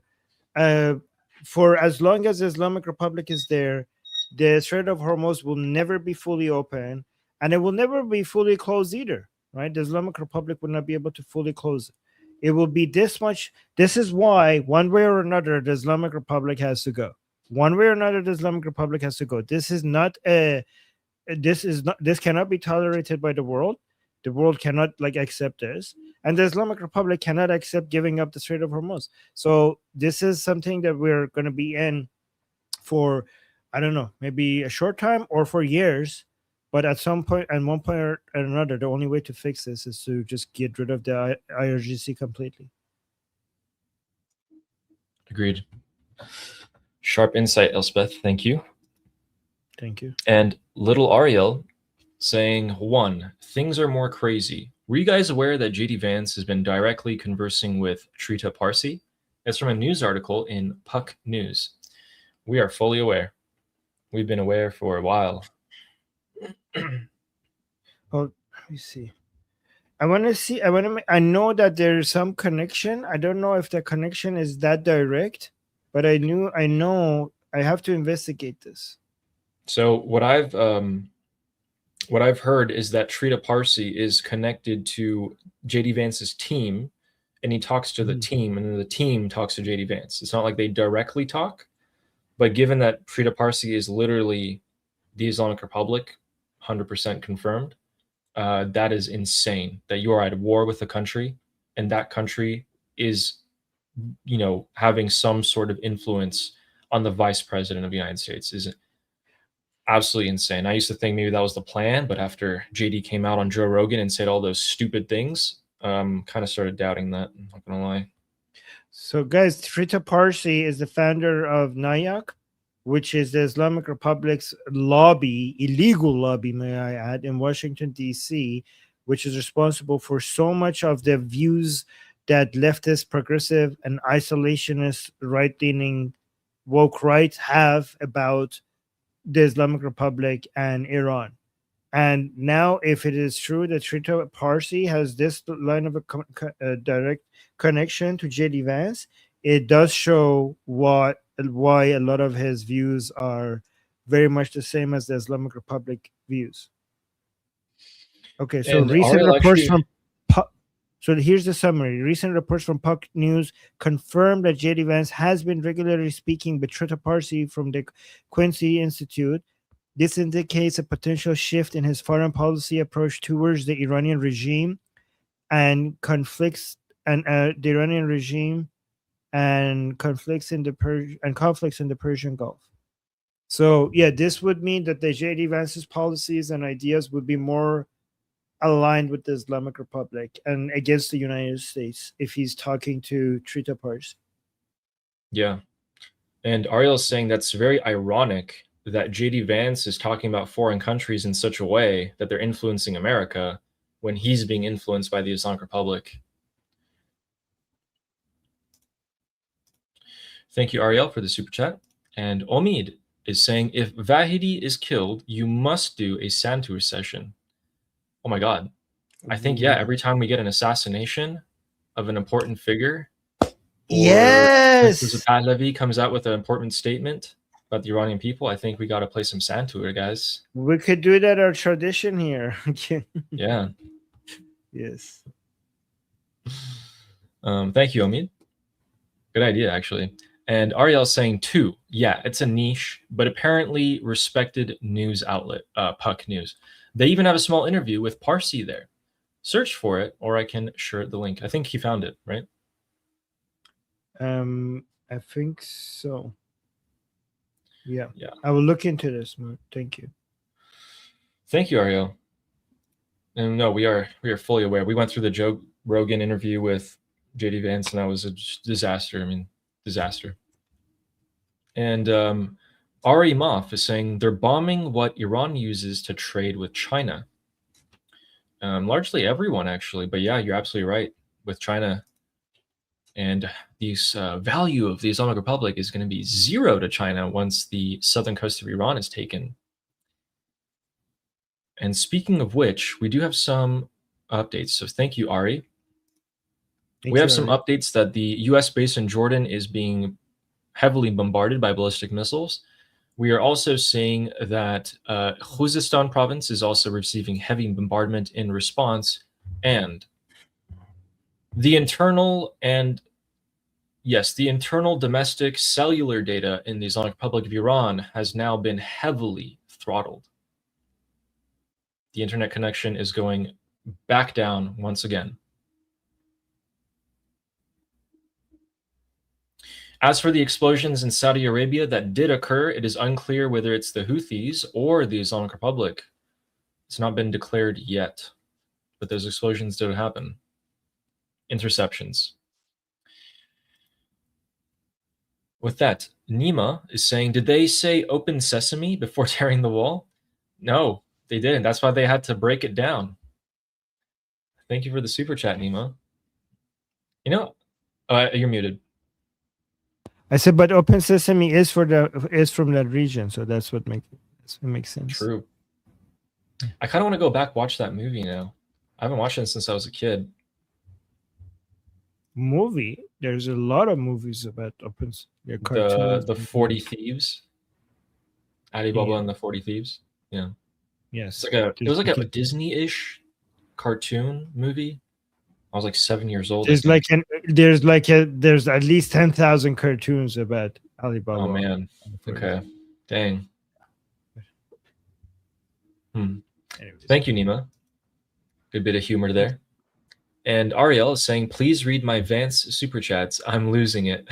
we're so sorry. No, we read them. We read all the super chats we get, but I get what you're feeling. Ariel's like so anxious that you know. Speaking of totally Disney, little Ariel, hi. Yes. Speaking hello. of Disney, I never thought I would be talking to a Disney celebrity. It's an honor. Yeah, I was never really into Ariel. I was more into Jasmine. And who's that girl in Atlantis with the white hair, tan skin? I like that one. Anyway, thank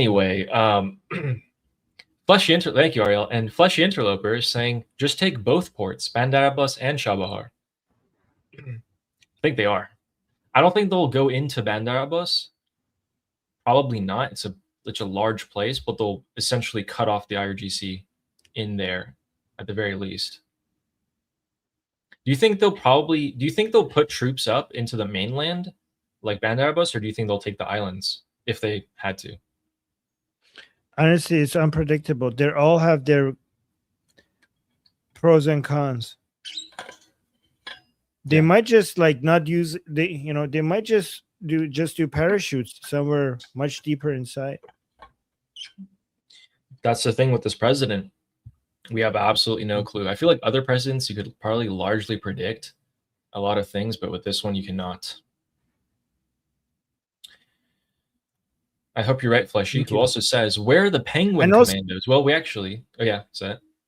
No, I just want to say, little Ariel, don't listen to Ali. You're very beautiful and cute, whatever. Don't let him get to you, okay? I was into you before, okay?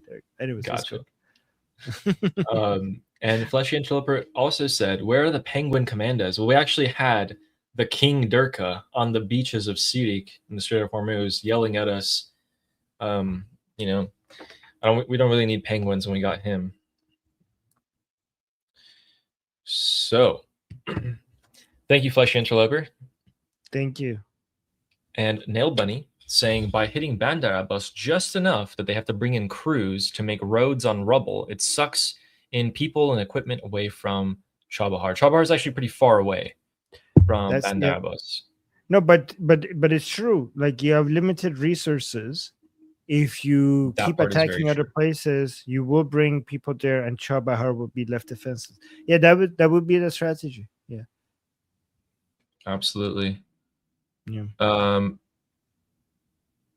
Okay, guys. First of all, thank you so much, Nail Bunny, and again, thanks, Flesh Interloper. So we have some breaking news right now. Some pretty significant breaking news that hasn't happened in 4 months.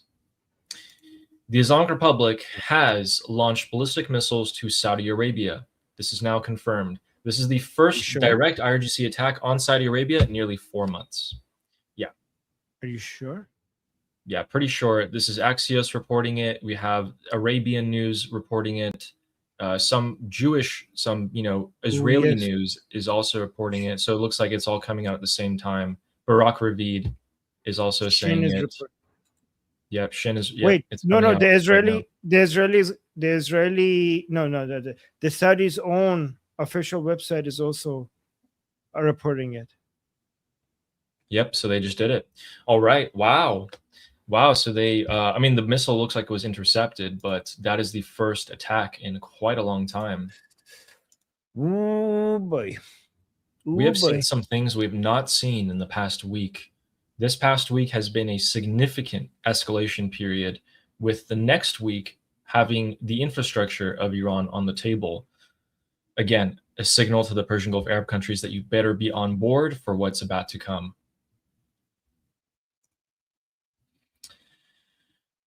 Okay, another round of explosions in Jordan from the Islamic Republic as well. So it looks like they kind of went crazy tonight, lashing out.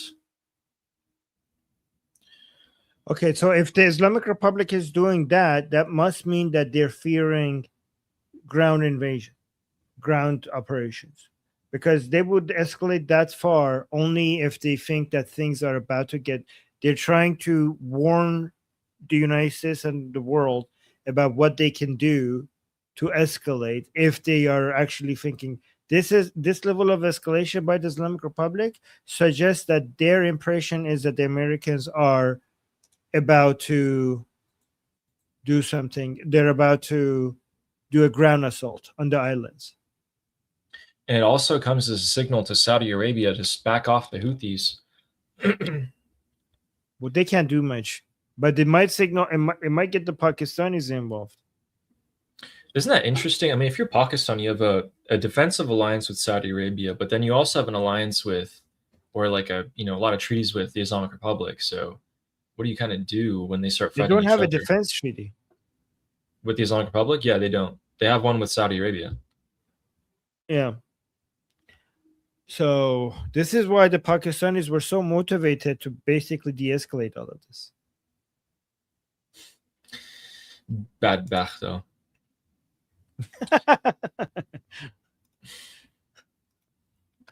Our next super chat is from Redneck Jeep saying, during the Gulf War, Iraqi soldiers surrendered by the thousands once they engaged U.S. ground forces. Do you think that's possible in Iran? Oh, yes. Oh, yes. So In fact, if we have the same assault that happened in Iraq with the highway of hell, the Air Force, the armored tanks of the U.S. rolling in, yes. Actually, even if you didn't have that, maybe you still have that too. Yeah, that's what I was thinking. I think you're going to get that with much less. In fact, I think thousands will be surrendering to the Iranian people before the Americans even, make a major attack. Like, I think even before the Americans show up, so many of these people might be like, guys, like, come on, like, let's, we're with you or something like that. When the Americans put troops onto Iranian soil, the Crown Prince will also give a statement. And I'm wondering what that statement's direction will be. Thank you, Redneck. I do think it's possible. Guys, when we just remember when we're talking about a ground assault by the Americans, we're not talking about anything like what happened in Iraq. Iran is so much bigger, so much more mountainous, and the American public have no appetite for anything like that. We're talking about a ground assault in a limited scale in southern Iran. That's what we're talking about. Exactly. We're not marching on Tehran from the southern coast. Yeah. And Fleshy Interloper saying, Aligrams, delightful Durka disarray and disrepair. And despair. Yeah. They're fighting each other constantly. I don't see a single agreement at all. They are just constantly going at each other. Just took a look again right now. It's literally just people responding to each other, fighting. Like, there's not even news being reported. They're just fighting each other. Hundreds and hundreds of messages. It's great. Thank you, Fleshy Interloper.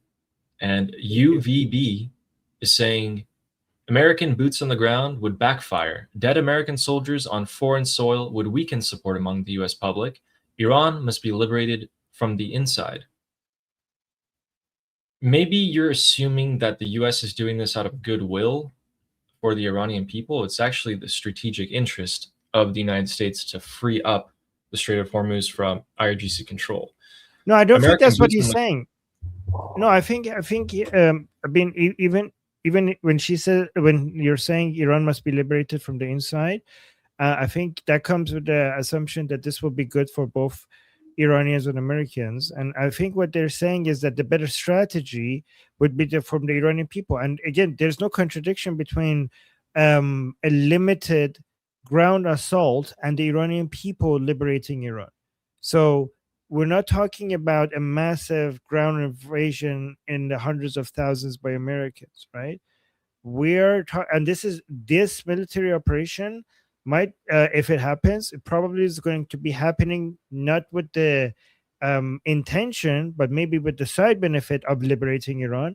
It would be with the intention of basically freeing up the Strait of Hormuz, basically getting the Strait of Hormuz out of the Islamic Republic's control. That would be the main intention. I don't think the intention would be to liberate Iran, even though it might eventually end up in that.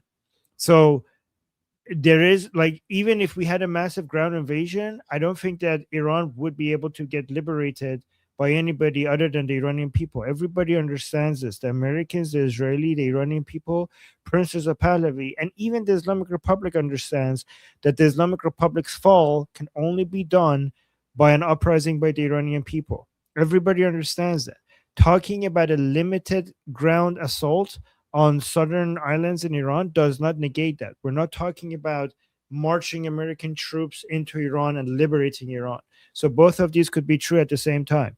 The Americans might be, and we're not saying they might be planning a ground assault in southern Iran, and Iran could only be liberated by the Iranian people. These two don't contradict each other. Both of them are true at the same time. Yeah. Also, military even though Iran needs to be liberated by Iranian people, American and Israeli military operations help with that. In the same way that the American Revolution was done by Americans, but the French helped with it. The American Revolution would not be successful without French support. But nobody says that the French did the American Revolution. Nobody says that the American Revolution was done by the French. The Americans did the American Revolution. The French support for the American Revolution didn't turn it into a French Revolution. So in the same way, yes, the Iranian Revolution needs to be done by the Iranian people, but American and Israeli support can make it happen, can help it get it to the finish line. So there's not a contradiction there. Yep. And thank you. You actually said a lot of the stuff that I was going to say as well. So thank you very much, UVB, for the super chat. I think if I'm correct, he actually shows up to our discussion group. So yeah, thank you for that as well. He's very straightforward, by the way. Like he doesn't sugarcoat anything, but that actually makes the discussion. I think so, but it actually makes the discussion go really fast, and the points are really like understood clearly between us. So thank you for showing up. Probably. Yeah, thank you for that. Saber Coaching, who has learned a lot of Farsi or is Iranian. I didn't clarify, I don't think, yesterday, but they're giving us a chance. Yes. No, he is. He is. This is Rahman in our group calls. Okay. So Raham. Yes, that's good. You read that, Ali. مجتبی جون کونیه ولایتش خونیه. Oh no! Oh my God! You did read it. Hey guys. I gave into the peer pressure, guys. It wasn't. Wow. I didn't say a nice thing here. It's not very good. Oh, if it starts with Mujtaba, it's not going to be anything good. I'm just saying. Okay. YouTube, you have no idea what I said, right? Right? Oh my God! Wow, guys, we're poisoning Ali's mind slowly. Oops, it's in Farsi. It doesn't count, right? Right, guys? Count? Okay. What? Right, guys? Anyway, thanks, Saber Coaching. Oh yeah, didn't I get a chant? Something like that. I forgot what it was. It was really bad. Yeah. A Novel Odyssey, welcome back, who's saying Mujtaba is dead, I think. They will probably say he has gone into hiding with the Mahdi and will return at the end of time. Oh. Ooh. Oh my God. If he is dead, this is so, all of this time, if he was dead, imagine Yeah, the what? drama. Imagine the drama within Iran if it eventually gets revealed that he was dead all the time. I don't even know how they will survive this. Like, honestly, if it gets revealed that Mujtaba was dead all this time and they have been lying, I honestly think the whole regime will fall apart from within. That would be a major Without, nail in the coffin for their oh my legitimacy God, and their honesty. it's Because remember, guys, over. they just have to be honest with the 1% of followers that they have. And if they can't even do that, oh my God. Novel Odyssey, I hope you're right. He's 90% dead. Thank you for the super chat. We got Bill Moore saying, started with Tusi, then Goldie and Armin, and now saw you with Armin. Oh, What a way you've come. yes, from Tusi to Ali. Yeah. Yes. Welcome on board. This is just the Thank beginning. you. I've been here 2.5 months. I'm actually excited to see where I'll be, 6 months from now, a year from now.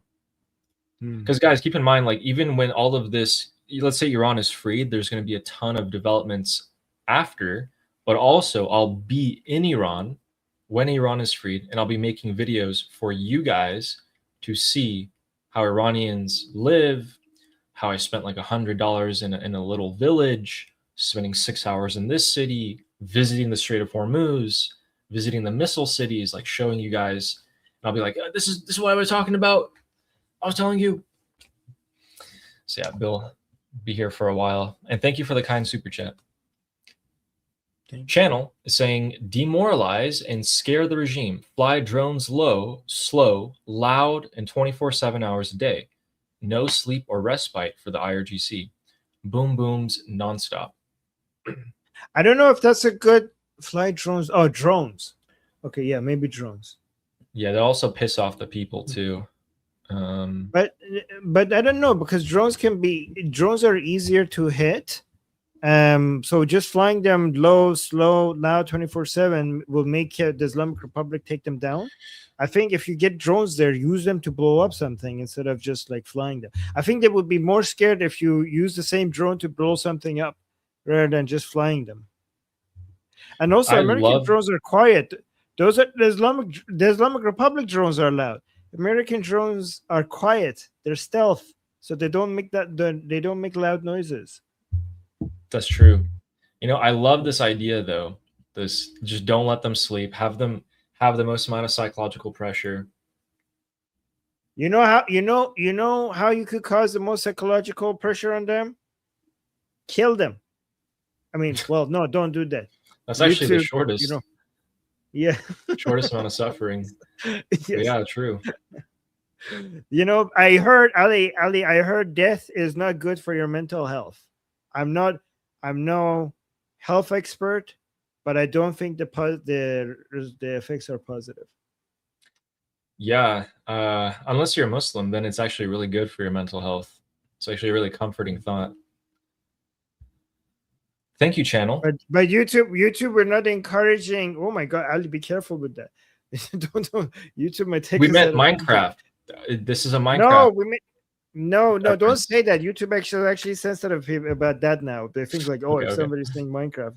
Yeah, so YouTube, just to be clear, we're talking about United States fighting against terrorists, and what US is allowed to do is justified to do in an active battle field. Okay, that's what we're discussing here. Yes, I saved it. Thank you for cleaning up. And Jean-Michel is saying, will they claim a win once their army is fully destroyed? Yeah. Yeah, actually, yes, because they were like, we're in heaven. You guys think you won? You're gonna go to hell. You killed us and you think you're winning? We're in heaven, you're gonna go to hell. The Americans will see our latest surprises. They don't know our capabilities. They are in for a big surprise. Guys, if you bring them to like a few people, a few of them are like, oh, they will say like, well, this is actually going exactly based on our prediction. because in the end of times, the Mahdi will only have a few loyal supporters left. So this is true to our, this is basically completely in line with our prediction. And if you kill them all, they're going to be like, well, at the end of the day, when we die, we go to heaven. When you die, you go to hell. So we win at the end anyways. Remember, guys, if you stab them with a sword somewhere in particular, they'll just say they captured your sword. They'll never admit that they lost. Although they're starting to. Some of them are being like, hey, we lost. Yes, this is why I'm saying President Trump has done the impossible. For 1,400 years, these Shias did not accept defeat. The MOU and the negotiations broke these people in a way that they have never been broken before. Never been broken before. Like the MOU did something to these people. Guys, I'm telling you, this is why the MOU did something to these people that we haven't seen in 1,400 years. They're accepting that they're being defeated. As much as the MOU hurt our mental health, I think it hurt theirs more. It's kind of like collateral damage. Thank you for the super chat. And you're absolutely right. The real Sal, what did Iran do? Iran is a victim. That's what they did. They stupidly allowed the previous generation stupidly allowed the Shah to go. And now we're taking Iran back. That's what we're doing. Iran is rising. The Islamic Republic is falling. That's what's happening. True. Guys, if you take a look at some countries around the world, like China, like Iran, like some other countries that have good geographical locations, farmland for food, big population, they will always, in history, with enough time, rise again. Always. Thank you, The Real Sal. And also, they also said, if the U.S. invades, it will be extremely limited. The U.S. would take islands to cut off Iran from sending oil out and then cut off Iran from launching attacks. Absolutely. That is absolutely what they're going to do. And China is going to completely abandon the Islamic Republic because of that very reason, that oil can't get out.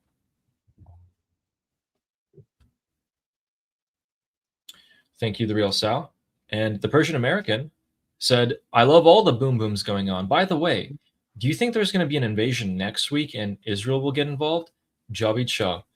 Oh, man, it's so hard to say next week or what. But I have been saying for a few days now that I'm fairly confident in the next few weeks. So it's pretty imminent. Everything is in place. The U.S. can carry out a significant bombing campaign at this point on the southern coast, even more than it has now. The U.S.'s boxers in the Arabian Sea, all the things are there. It's really just, when does Donald Trump want to do it? When does he believe he will have the most amount of leverage and impact?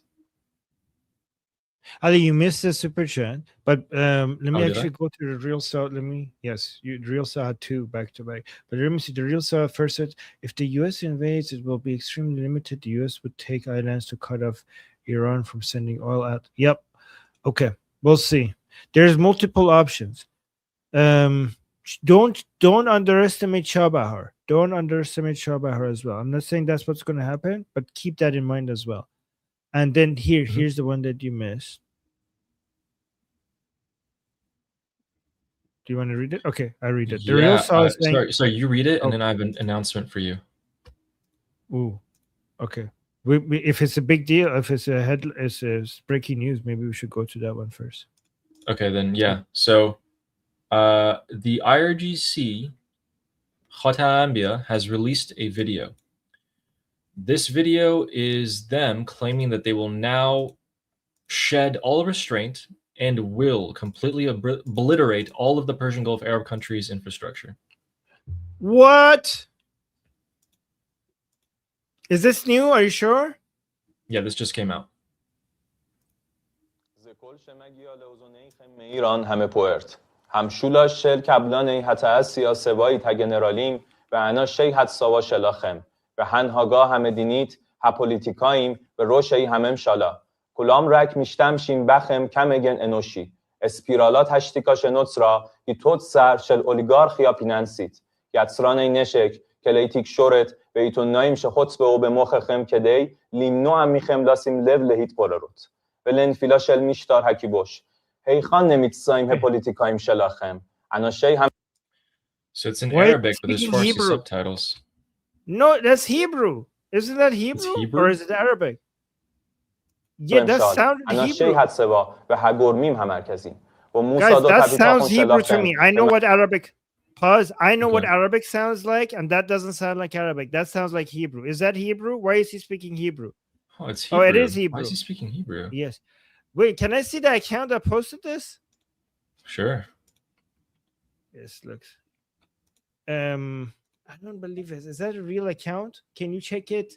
Can you It check? just, I mean, that's pretty suspicious, though. Why is he speaking in Hebrew? Yeah. What can? How many followers does that account have? Like 40K. Okay. Okay. I don't trust it. I don't trust it. Let's see Okay. if an actual IRGC account posts this. Interesting. Why like it looks so much like AI. This guy does really not does. speak Hebrew. That guys, how good was that Hebrew? Was that good? It's Hebrew, but I think it's old. That was Yeah, very no, Ali, AI-ish. we don't know if it, Yeah, I'm kind of we getting don't even some know if it's in new. vibes. Yeah. The Wait vibes are for bad with Ali, this wait. one. Wait for main accounts like and stuff like that. Yeah, you're Like right. Iran International. It was just Yeah. so ridiculous. Okay. Doesn't that kind of confirm that he's AI, though, now? Doesn't that confirm I it? thought people keep That he's saying it's dead? AI, but if it's people keep saying it's AI, but if it's AI, then experts would be able to say it's AI like that. So I don't understand how could it be AI without any experts coming out and telling us that this is definitely AI. Why would that guy even speak Hebrew? It's just, I don't know. I feel like they would not like that there. Okay, yeah, let's wait on that. All right. And after we read the super chats, I'll give you guys some more updates here, and we will, yeah. So Okay, but I got some. Here's the thing: the statement that you were playing, I have that from somebody more official. Okay. Mohsen Rezai. Oh yeah, I saw that. Yeah. You saw that? Yeah. So I think he's. I mean, I kind of view him as a clown, though. It's on Islamic Republic State TV. It's more official than that Khatam al-Anbiya speaker. This is Mohsen Rezai. I'm not going to play the whole video. I'll just read you what he says. Senior Iranian official Mohsen Rezai is saying if the U.S. attacks continue over the next 2 or 3 days, the armed forces of the Islamic Republic of Iran will move beyond the stage of deterrence and retaliation and enter the phase of offense and complete destruction, such that the U.S. bases and soldiers beyond political borders will be pursued and directly targeted. The United States should know that the attritional strategy of war and negotiation has reached a dead end, and in the coming days, the intensity of Iran's attack will increase. So this is Mohsen Rezai saying that. Gotcha. Right. Let's do the super chats, and then I have a couple of videos to show. Yeah.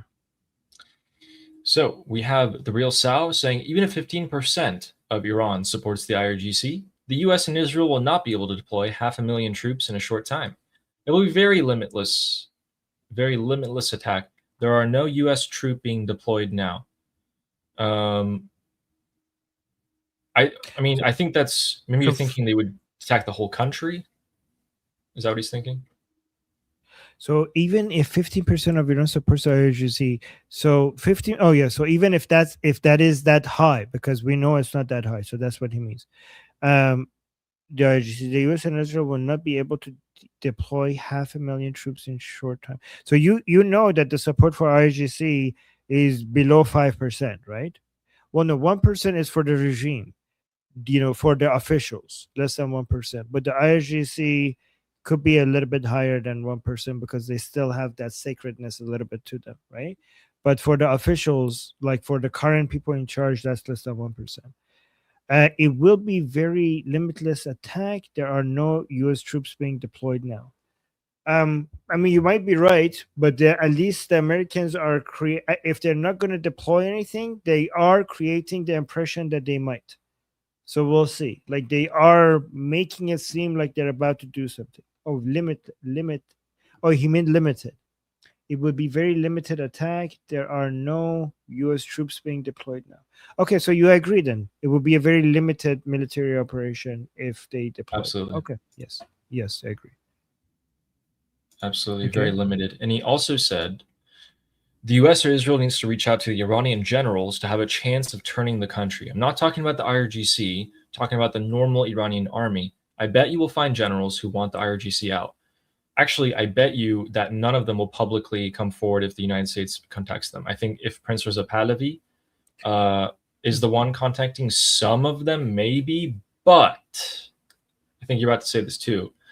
Everyone who is a somebody in the Artesh, the Iranian military, has been placed there by the IRGC because they know they'll be loyal to the IRGC. There are some mid-level ranking people that could be on our side, and the real Sal, I bet you that Prince Reza Pahlavi, I wouldn't be surprised if he's already in touch with them, and what you're saying has already happened. So I wouldn't be surprised if some because high ranking, Ali is correct. High ranking, a lot of them are there with put there by the IRGC. But Ali, to be fair, even some high ranking ones that might be put there by IRGC, they might be secretly one of us, because we have seen some of the highest ranking people within the Islamic Republic to be undercover and on our side sometimes, right? So, but some of them who are on our side, I bet you Prince Reza Pahlavi's team is in direct communication with them sometimes. Like yes, yeah. And their biggest utility, every piece on the chessboard has its own specific role. The Artish's role is probably not to fight the IRGC when it comes to time, when the time comes from push to shove. Their role will most likely be to protect Iran as a whole from any external threats. That will be their role, and to provide security in the country. That's their two roles, if I had to take a guess. And I think that's kind of similar to Lebanon, you know, where some of the generals are very corrupt with Hezbollah links. Thank you, The Real Sal. And UVB is saying, Yuval here, even if assault has a good reason, U.S. casualties would play to the hand of the regime. U.S. casualties... Always... No, go ahead, sorry. U.S. casualties will be unavoidable. It's a matter of how many when they do this limited ground operation. Yeah, I think it would be a far cry to think that you could launch a ground operation or to have so many different factors and to not have casualties. I mean, the U.S. military has a casualty a day, even when it's not in an active war zone. So, you know, those are going to happen. The regime is 100%. Yeah, you're absolutely right, Yuval. They're going to play it. I mean, like, we killed Americans. We captured them. They're going to do the classic AI. You know, we killed hundreds of Americans, et cetera, et cetera. Yeah, they're absolutely going to do that. So that's completely true. We also have to remember that shouldn't be a deterrence, because as much as that's true, and even the bigger cost is losing those soldiers. But if the calculation is that we can't do this because we're going to have casualties, then there's no point having the U.S. military, because what is the point there? Because what if deploying them and risk of losing them is something that you want to avoid at all costs, then you can never deploy them. And therefore you don't even have it. Therefore they're not even deterring anybody, because everybody would understand that you will never deploy them because you want to basically keep casualties to a zero. So the whole point of the military will be lost. Yeah. We have some updates for you guys. Let's go through these remaining super chats. Thank you, Yuval, for the super chat there. And the Persian American who gifted me a membership, thank you so much. Appreciate that. I think he has a super chat later as well. We'll get to that in just a second. Thanks, Noah. Julio Roses is saying Fox News reporting that the U.S. is preparing for a ground invasion. Arm the people first. America. You know, I sure hope a lot of them already armed, really do. Ground invasion, not Iraq, not Afghanistan. This is a limited ground operation acting with very clear, focused objectives. Go in, destroy the ability of the IRGC to target the Strait of Hormuz, get out. That's it. We don't stay there. We don't sit there, wait for rockets and missiles to hit us.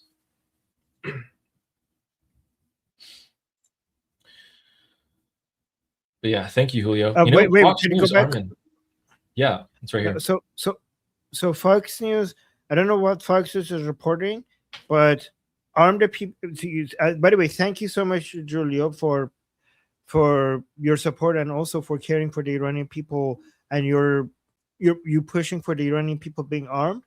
But it is possible that arming the Iranian people would require some ground assault.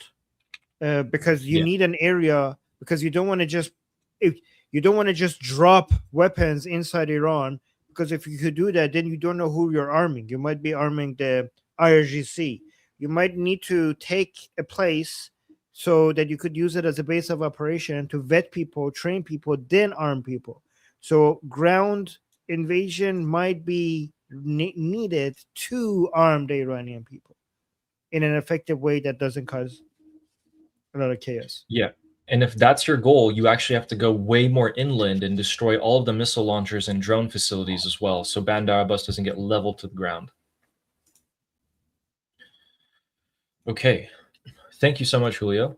And Jeffrey Capella is saying Quincy Institute was co-founded by George Soros and Charles Koch with the stated goal to undermine the U.S. interventionist foreign policy.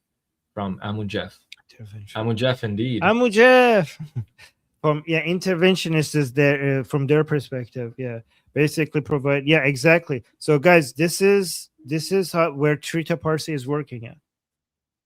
It doesn't get more anti-American than this, and this is what JD Vance is apparently listening to. Yeah. So Jeffrey's highlighting the fact that there's a lot of actors out there, a lot of groups that are basically trying to push America into being more isolationist. We can kind of see why that doesn't work. If the country around the world closes the Strait of Hormuz and jacks up the oil prices whenever they want, that's kind of bad, even if you're on the other side. I don't think JD Vance quite understands that. Thank you so much, Jeffrey. Thanks for watching. And The Real Sow is saying any island taking would be a massive media blockout. By time you hear about it, the U.S. would have taken the islands. I don't think so. Unless the internet is completely out in that region, as well as the cellular service, I think you're going to hear about it pretty soon. I mean, the Islamic Republic can turn things off on them like really fast if they see it is coming. Mm-hmm. So it might be possible. I don't know. And also the U.S. would want Iranians to know that they're there. The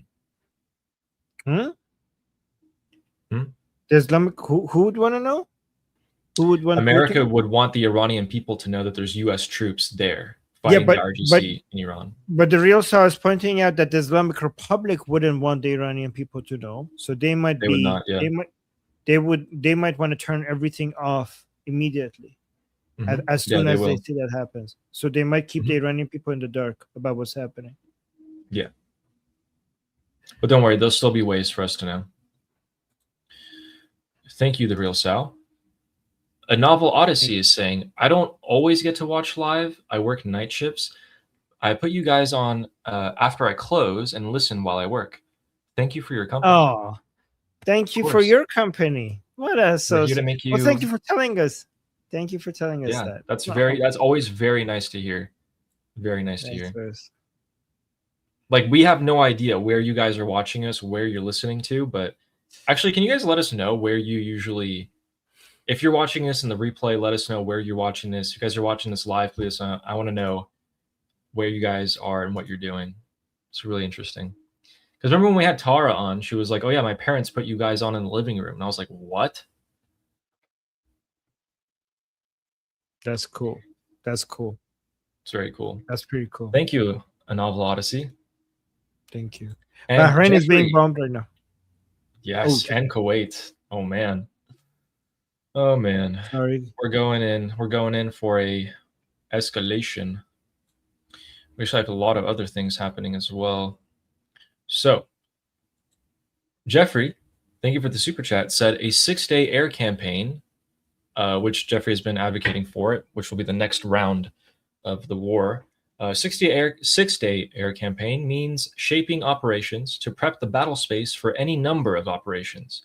I'm pushing the 5x5 to hit regime remnants repressive assets. So 5 days, 50,000 targets, 5x5, to hit the regime remnants. Guys, we have our expert here. We also very, very much respect, and has been largely his opinion for a while now, that the next operation we see is going to be, 5 days long, 6 days long, like a week or so, and you will hit multiple times more targets than in the 40-day war. 40-day war, you hit 20,000 targets. We're going to hit 40,000, 50,000 targets in a week. That's what we're looking at. And then he's also saying that opens us up to so many different options after we do that. And I completely agree. You don't have to pursue the negotiation option at that point. Depends on how successful this operation will be. Okay, so I didn't understand what Amujef was saying, so I gave it to AI, and this is what I got. In military communications, terminology like pushing 5x5 signifies loud, clear, and perfectly functioning communications and operational execution. Allied forces are operating at peak efficiency to neutralize the remaining hardline factions and remnants of the regime in Iran. By systematically dismantling these repressive assets, the coalition is ensuring that the Iranian regime's ability to protect terror or stage counteroffensive is completely paralyzed before broader operational choices are executed. The relentless air campaign functions as a critical shaping operation to neutralize air defenses and maritime threats deployed by the Islamic Republic. This systematic destruction of repressive assets effectively prepares the Persian Gulf theater for further potential military actions against the Iran regime. So that was the translation of the military talk of Amujef. Was that He could correct, also mean Amujef? that today has been, 6 or 7 days, depending on, if you're in the Middle East or Iran or in the US, 6 days so far has been shaping the operations to prep the battle space. Like these 6 days that we're striking the southern coast, degrading their defenses, is prepping us to go in for a full on out air campaign. So yeah. I wish I had this Amujef translation in real time on our group calls, because sometimes Amujef is like what he's saying is above our level because a lot of military vocabulary there. But now when he types it, I get to just give it to AI. Like, what is Amujef saying? And then I got the translation. Yes, that was accurate. People are saying that was accurate. Thank you. Thank you, Jeffrey. Thank you very much. Thank you. Thank you, Amujef. And the Persian Americans saying, now all our war will happen very quickly. I say that all the time. I say, when things are actually going to happen, they're going to happen very, very fast. Yes. Okay, slowly so I at was right. first, and then all of a sudden. Yes. Yes, absolutely. Thank you so much, Noah, for the super chat. I completely agree. And Jeffrey was saying Ali got it. Okay, so we understand. We understand. So the 6 days that we've been bombing them right now are shaping us up for the air campaign that's to come, meaning what's about to come, guys, is going to be insanely explosive. We have not seen, the peak yet. We're approaching the peak. Thank you, Jeffrey. And thank you, Noah. Thank you. And thank you, Mr. Navabi. Oh. And Karen is saying Israel said a few months ago that he is AI. I mean, we think No, that too. they didn't say that. No, they didn't say that. They were saying, "Is this AI?" They might have been like that account that said that. They joke around sometimes, so they never make a statement. They never made a statement. And here's the thing, guys. They were saying, "Guys, we're suspicious. Is this AI? Can you let us know? Is this real?" The Israelis have experts at AI.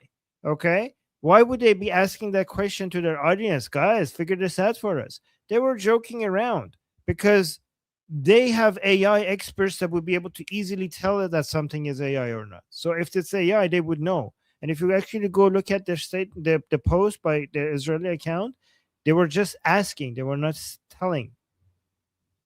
Yeah, I remember which post you're talking about. Gotcha. There was another post. Thank you, Karen. Okay, there you go. Thank you for the super chat. And Yuval is saying, point is, this war is fought in the United States' TV screens. Okay, so and Yuval, the Islamic Republic and yes, completely true. And the Islamic Republic TV screens as well. Yeah, Yuval really wants to highlight the importance of the propaganda and optics. Soft power. Soft power. Absolutely right. And I agree with that. We have a super chat. Thank you all. And we have a super chat from the Real Sal saying the IRGC has one weapon, a stomach for loss of life. People hear celebrity 8 planes being lost to get one pilot. People here celebrate that 8 planes were lost to just get one pilot. But the IRGC see it as a weakness and can say that the US cares too much about their soldiers. And look, they have no stomach for war. Okay, so that's another true. Optics. That is but that is so true in the short term. Okay, the values of democracies and free societies cause you to have self-imposed restrictions that you put on yourself that makes maneuverability limited and make decision making slow and puts a lot of obstacle in your ways. And this is why sometimes tyrants and regimes that have no value for human life look more efficient and more able and faster at making decisions and execution. Short term, the values, Western values, look like a limitation and a weakness. And short term they are. But the very values that short term cause you so much accountability, so much limitation, so much self-imposed restrictions are the reason why you are a more advanced society, right? It takes these values to be as powerful and as rich as the United States. So even though it has short-term limitation, it has long-term benefits. You wouldn't be able to afford an army that big if you didn't have these values. And you're right. I'm not disagreeing with you, but I'm just saying there are people who are thinking that the IRGC who thinks that, who sees us as a weakness, is because they're looking at things that are so short term. They don't see the long term value of having the superior culture and the superior value. And yet the Real Sal is saying facts exactly. That's why we're the best. Thank you, the Real Sal. Thank you. And Rita Lifta with the super sticker.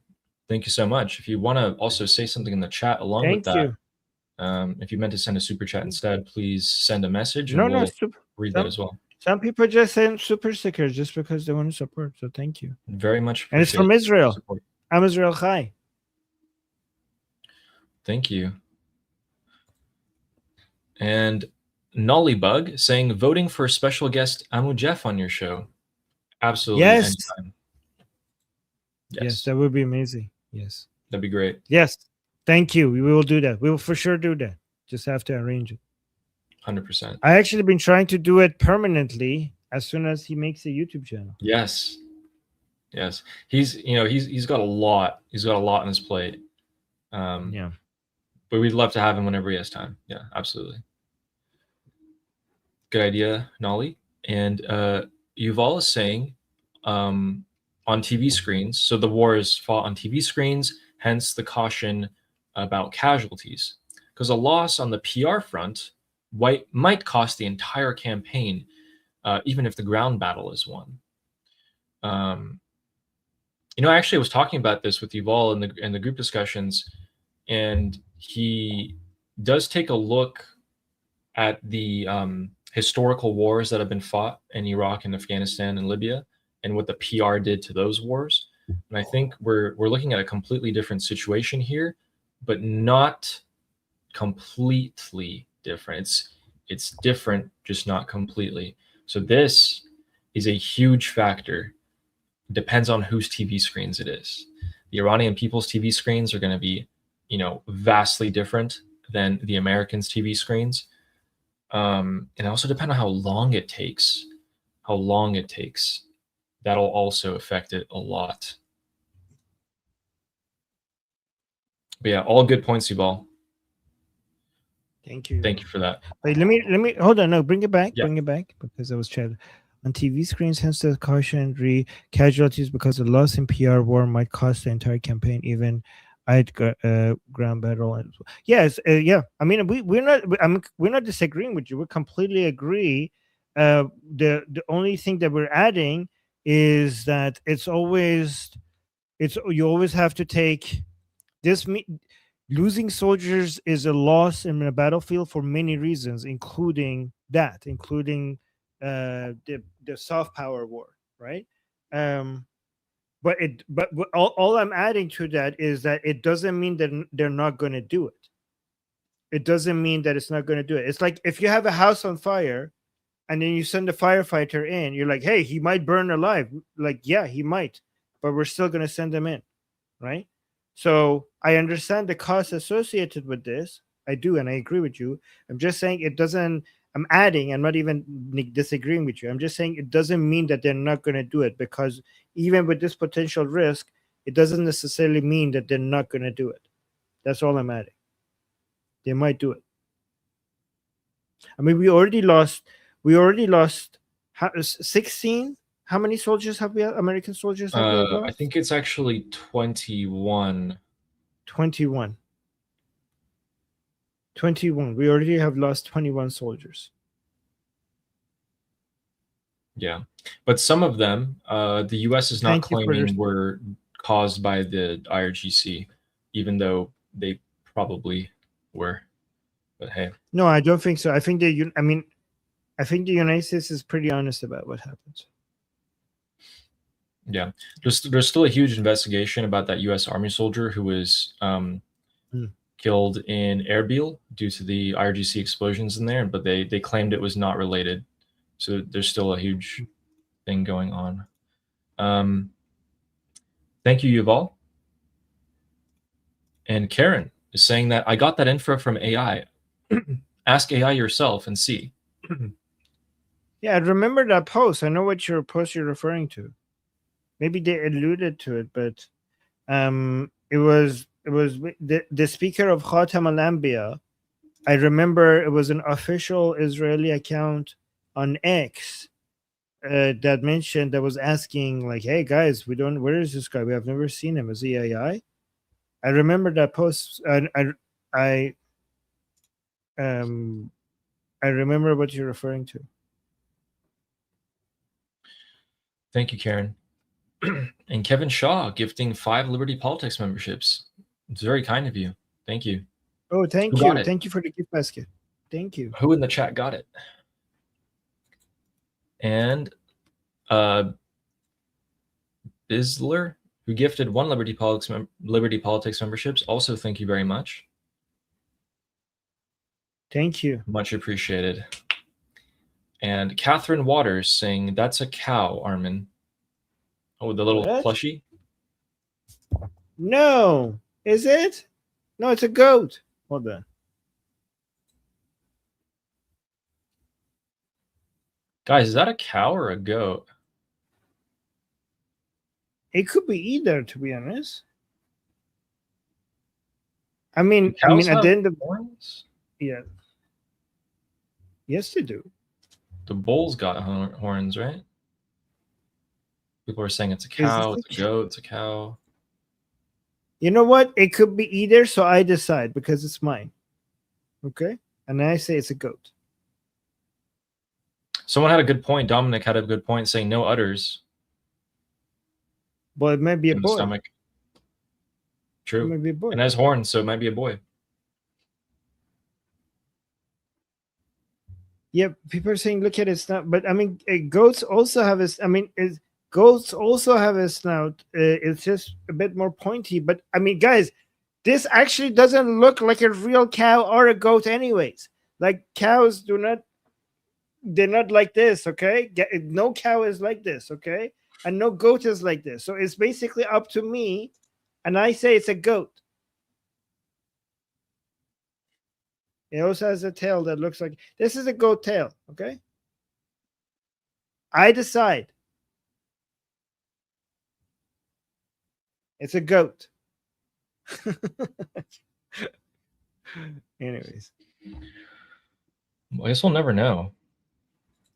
No, we do know. It's mine. I decide what it is. Okay. Rooster is trying to compromise by saying half cow, half goat. That's not possible. Yeah, but okay. Thank you. All right, I have some videos that I need to share to you guys. It's important. Okay. Quick. They hit Lorak Island. They hit the tower of the Maritime Traffic Control on that island. So that's gone. They also hit another 5 bridges and tunnels in Hormozgan province. So around Bandar Abbas. So another 5 bridges in addition to the 5 bridges they hit yesterday. So we got 10 bridges in total that have been hit in 48 hours, as long as another maritime traffic control tower. I think the Arabs' infrastructure is going to get hit tonight, just like it did last night. We'll see. All right. That's the update, guys. All right. So this is the pro-regime Arzishi, as we call him. And he's threatening Americans, this is for you, from inside Iran, by a pro-regime anti-American. Okay. Let's see what he's doing. He has the soil of Iran in his right hand. Okay, look. Watch this. Pay attention. Like Mr. Trump, do you see this? This is a piece of my land. This is a piece of the land of Iran. Like, I promise to God, if we have to eat this soil, we're not going to let you have this soil. And he starts eating it. Look at this. He starts eating the soil. He says, Trump, if I have to eat this soil so you can't have it, I will eat the soil. I will eat the soil so you can't have the soil. Okay? والله. والله اگه مجبور بشیم از این خاک بخوریم این خاک رو تسلیمت نمی‌کنیم والله ما از این خاک می‌خوریم حرومزاده کودک خار. Like I promise to God we will start eating the soil, you bastard. کردی 4 تا بی‌وطن فراری واسه دم تکون دادن از اون سر دنیا بلند میشین یا اینجا واسه ما تعیین تکلیف می‌کنید. And like just because 4 traitors in our country are basically dancing to your tune, you think you could come from the other side of the world and come and make our decisions for us? چند روز دیگه میفهمید چرا تاریخ به اینجا میگفته خلیج فارس. Anyways, the rest is like nonsense. But I just wanted to say this guy is literally saying that they will start eating the soil so that Trump cannot have this soil. That's his strategy. Holy. Wait, I'm not going to lie. That was the last thing I expected him to do. Wait, one more time here. آقای ترامپ اینو می‌بینی؟ یه تیکه خاک این سرزمینه والله اگه مجبور بشیم از این خاک بخوریم این خاک رو تسلیمت نمی‌کنیم والله Doesn't even stop talking while he's chewing on the rock. Yeah, wait, watch. That's what I'm gonna show. He's talking while eating. Like he doesn't stop talking while eating it. آقای ترامپی رو می‌بینی یه تیکه خاک این سرزمینه والله اگه مجبور بشیم از این خاک بخوریم این خاک رو تسلیمت نمی‌کنیم والله ما از این خاک می‌خوریم حرام. He keeps talking while eating it. والله اگه مجبور بشم از این خاک بخورم.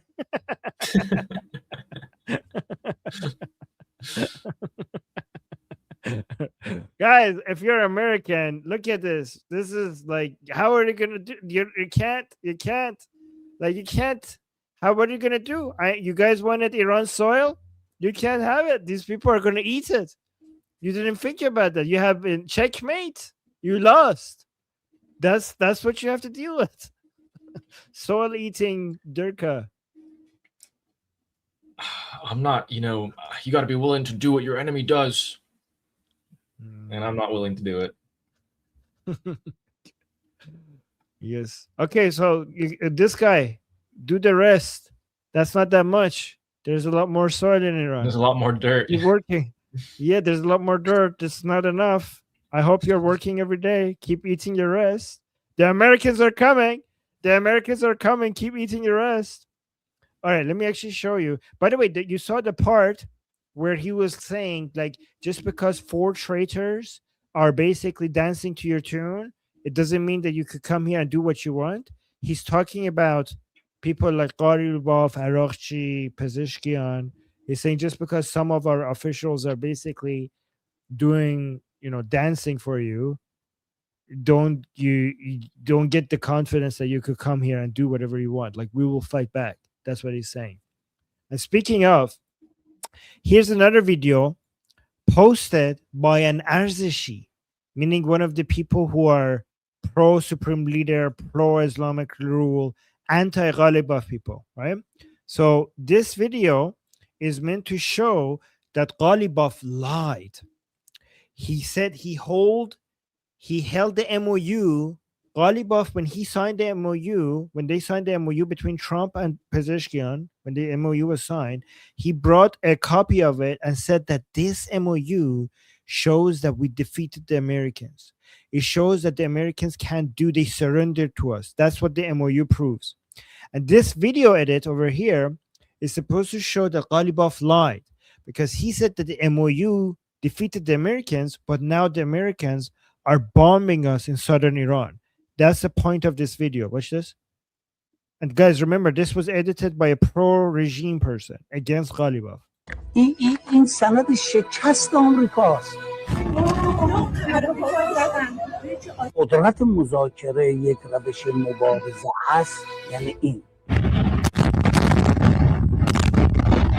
ما با عزت کار کردیم.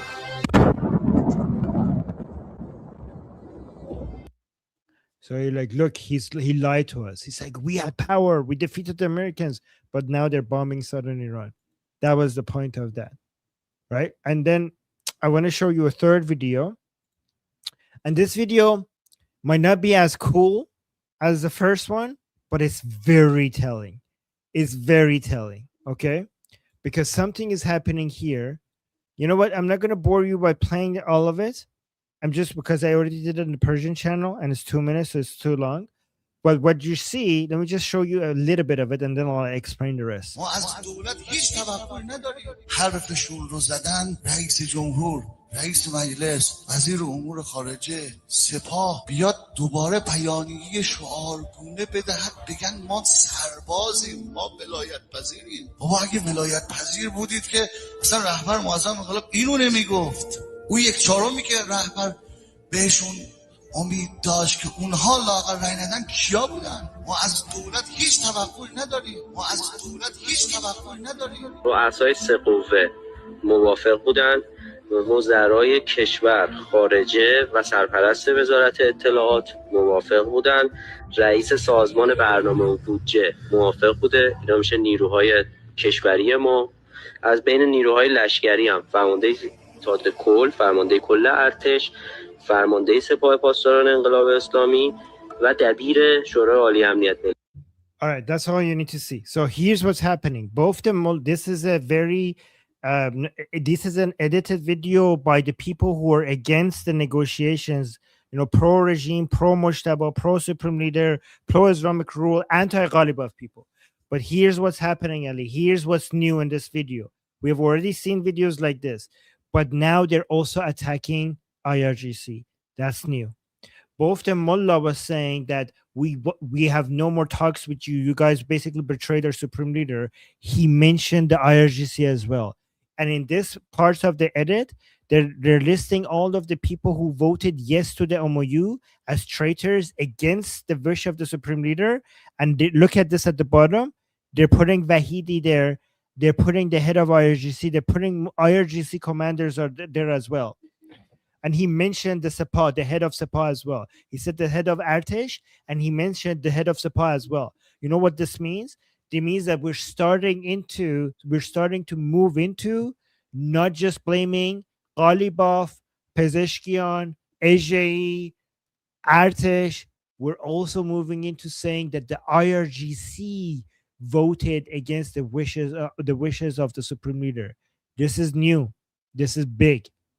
Do you understand? Guys, let me know in the chat if you understand the significance of this. This is because the reason why I was so excited to share, I know this is a bit more nuance and detail, and some of you are like not interested in this level of nuance, but I do have some bias in showing you this because Ali didn't, because I predicted this. I told you that they're going to start with Ghalibaf, but they eventually are going to go start attacking IRGC as well. And I also theorize that this is a Ghalibaf move.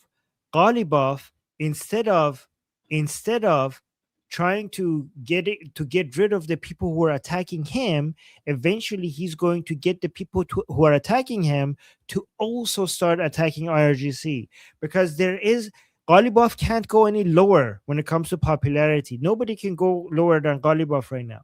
So there is no point in trying to defend yourself. All you have to do is to drag IRGC lower with you. Okay, so if I'm Ghalibaf, instead of trying to go and starting promoting myself, because there's no hope in that, there is no saving that Ghalibaf position, he has no base of support. But you have to start pushing for narratives that says that it's not just Ghalibaf that betrayed the supreme leader, it's also the IRGC, because Ghalibaf doesn't have to become popular. He just has to think about his soft power relative to the IRGC. So if we bring IRGC down, Ghalibaf's relative soft power to the IRGC will increase. And remember, I also said IRGC has 3 layers of power. The core is military. Above that is economic. And above that is soft power. Because unlike Ghalibaf and Pezeshkian and Arakshi, the IRGC still has some level of popularity and a sense of sacredness among pro-regime Iranians. Ghalibaf can't go with them can't take the military right away from them. That is too hard to tackle right now. He can't take the economy away from them either. He made it very clear that that's his intention, saying that we have to go get the economy away from the launcher boys and bring it to us. But that they're too powerful in that segment as well. So he has to first remove the first layer, which is their soft power, which is their standing among pro-regime Iranians. If you get that away from them, then you will be able to push for legislation that will take the economy slowly away from IRGC and give it to the rest of the Islamic Republic. If you take the economy away from them, then with the economic power, you could take the military power away from them. But the first layer that you have to take away is their standing among the hearts and minds of pro-regime Iranians. And it has started. As I predicted, it has started.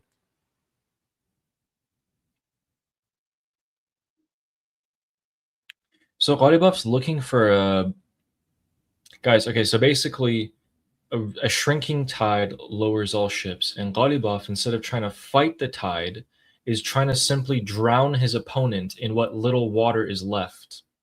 And he's trying to find how much water can I barely drown my opponent in? How much minimum amount of water can I get to before I pull the trigger on the IRGC commanders and I finish the job on them? Is that right? Yeah.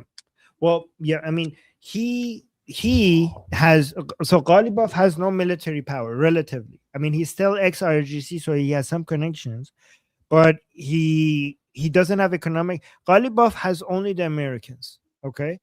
The Americans being here, wanting to negotiate, the Americans basically threatening the Islamic Republic if there is no negotiations, the Americans potentially taking out the obstacles from the path of the Ghalibaf. So that's what he has, right? So he knows he's like so vulnerable with if the Americans leave at some point.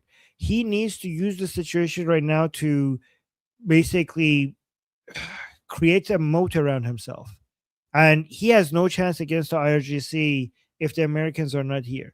So he needs to find a way to disarm the IRGC, or else he would lose his power. He would lose the Iron Throne. And the only way to start doing that is to infiltrate the enemy, which is the Paidari camp and the street people, and you cannot, like, they have been too brainwashed for you to come and just tell them that, oh, Ghalibaf is good, Ghalibaf is doing the right thing. That's not going to work out. You just need to tell the people who are attacking Ghalibaf that Ghalibaf could not have done this alone. Ghalibaf could not have betrayed the supreme leader alone. Who is Ghalibaf? What power does he have?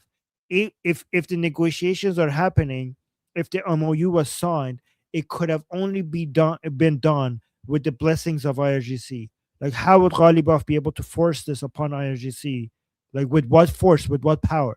So Ghalibaf has to spread the message, spread the narrative among the people who are attacking. And this is clever, because people would not think that this is a Ghalibaf narrative, because that narrative is also attacking Ghalibaf.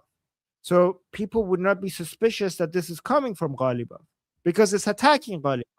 But Ghalibaf doesn't care, because he can't go any lower from where he is.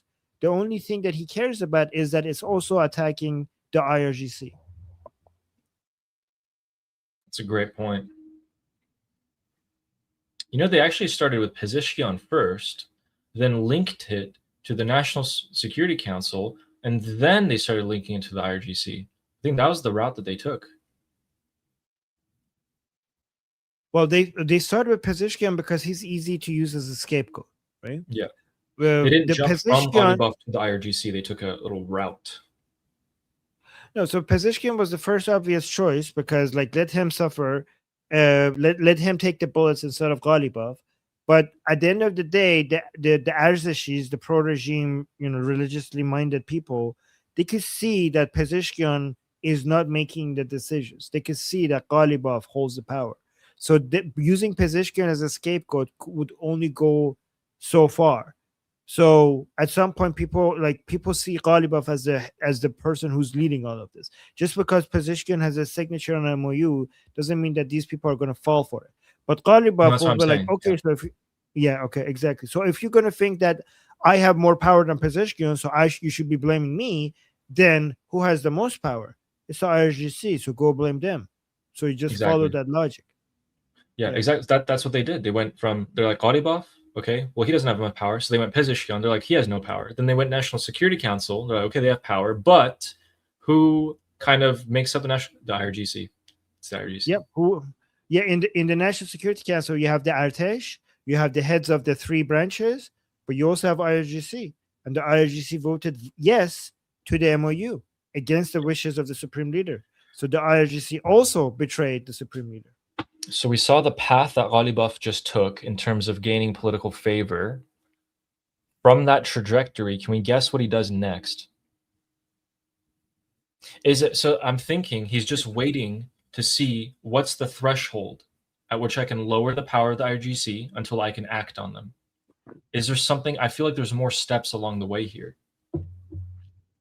If it was, I don't know what he's gonna do, but if it was me, I would get IRGC forces to start suppressing the people. Like, I would cause some tension, some physical tension, some street tension between IRGC, low-level IRGC people and the people who are anti-MOU in the streets.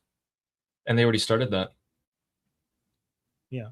So what the people in the streets need to feel is that somebody in the IRGC is ordering their suppression. and then there would be a backlash, Oh. not just on Ghalibaf but RGC. Armin, they laid the foundations for that already. By all the name calling, by all the rumors of they're paying these supporters to show up and they're not allowing them to show up, that's easy at this point. Okay, so that's where they're going. The tension to start some level of violence and insecurity, then escalate that and direct it at the IRGC. I think that's where they're going.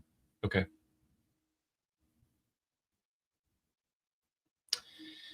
So that's Ghalibaf's plan, huh? Gotcha.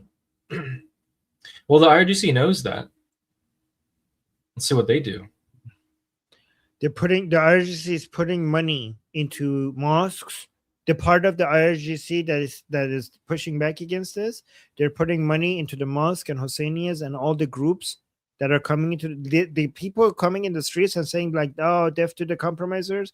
That is not organic. They're being funded.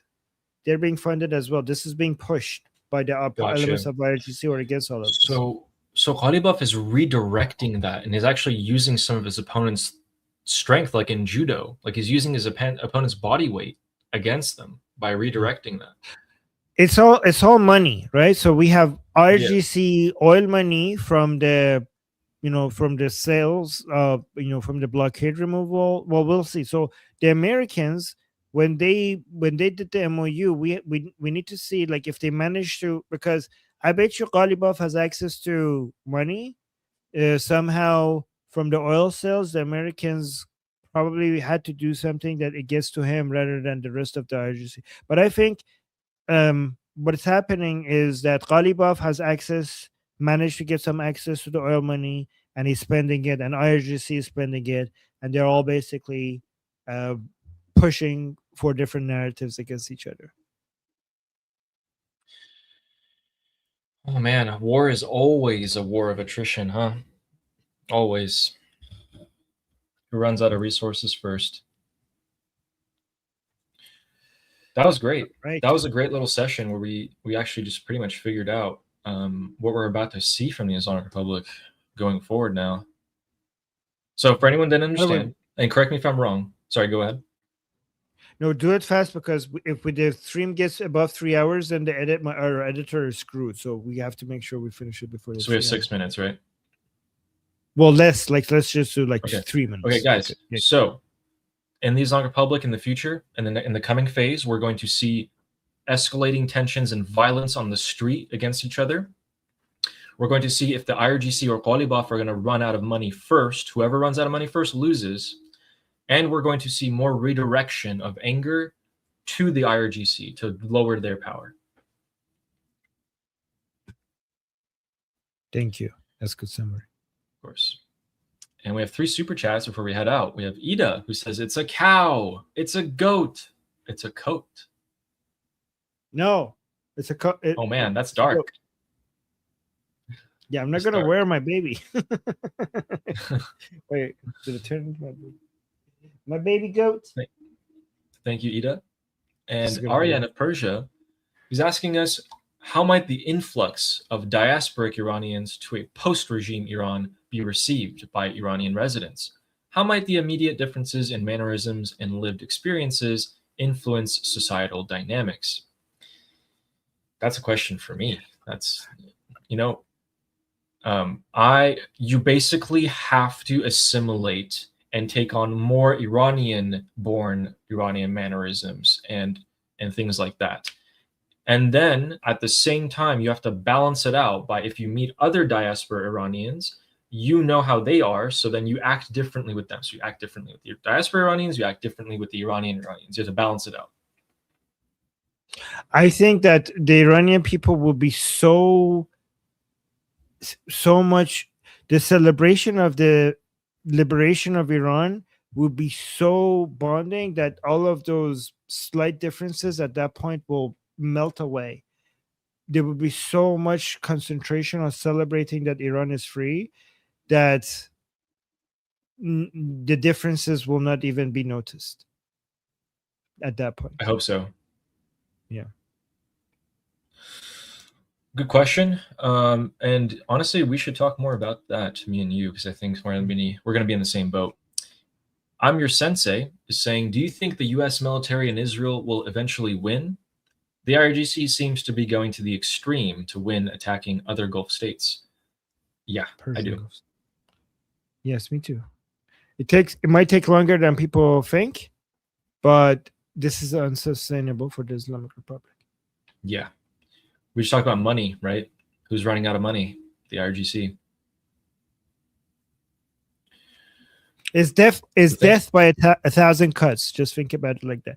We might be going through the swing of attack negotiations a little bit, well, a lot actually longer than what people want, but one way or another, the Islamic Republic will fall. Absolutely. And thank you for that. So with that, we will end the stream here.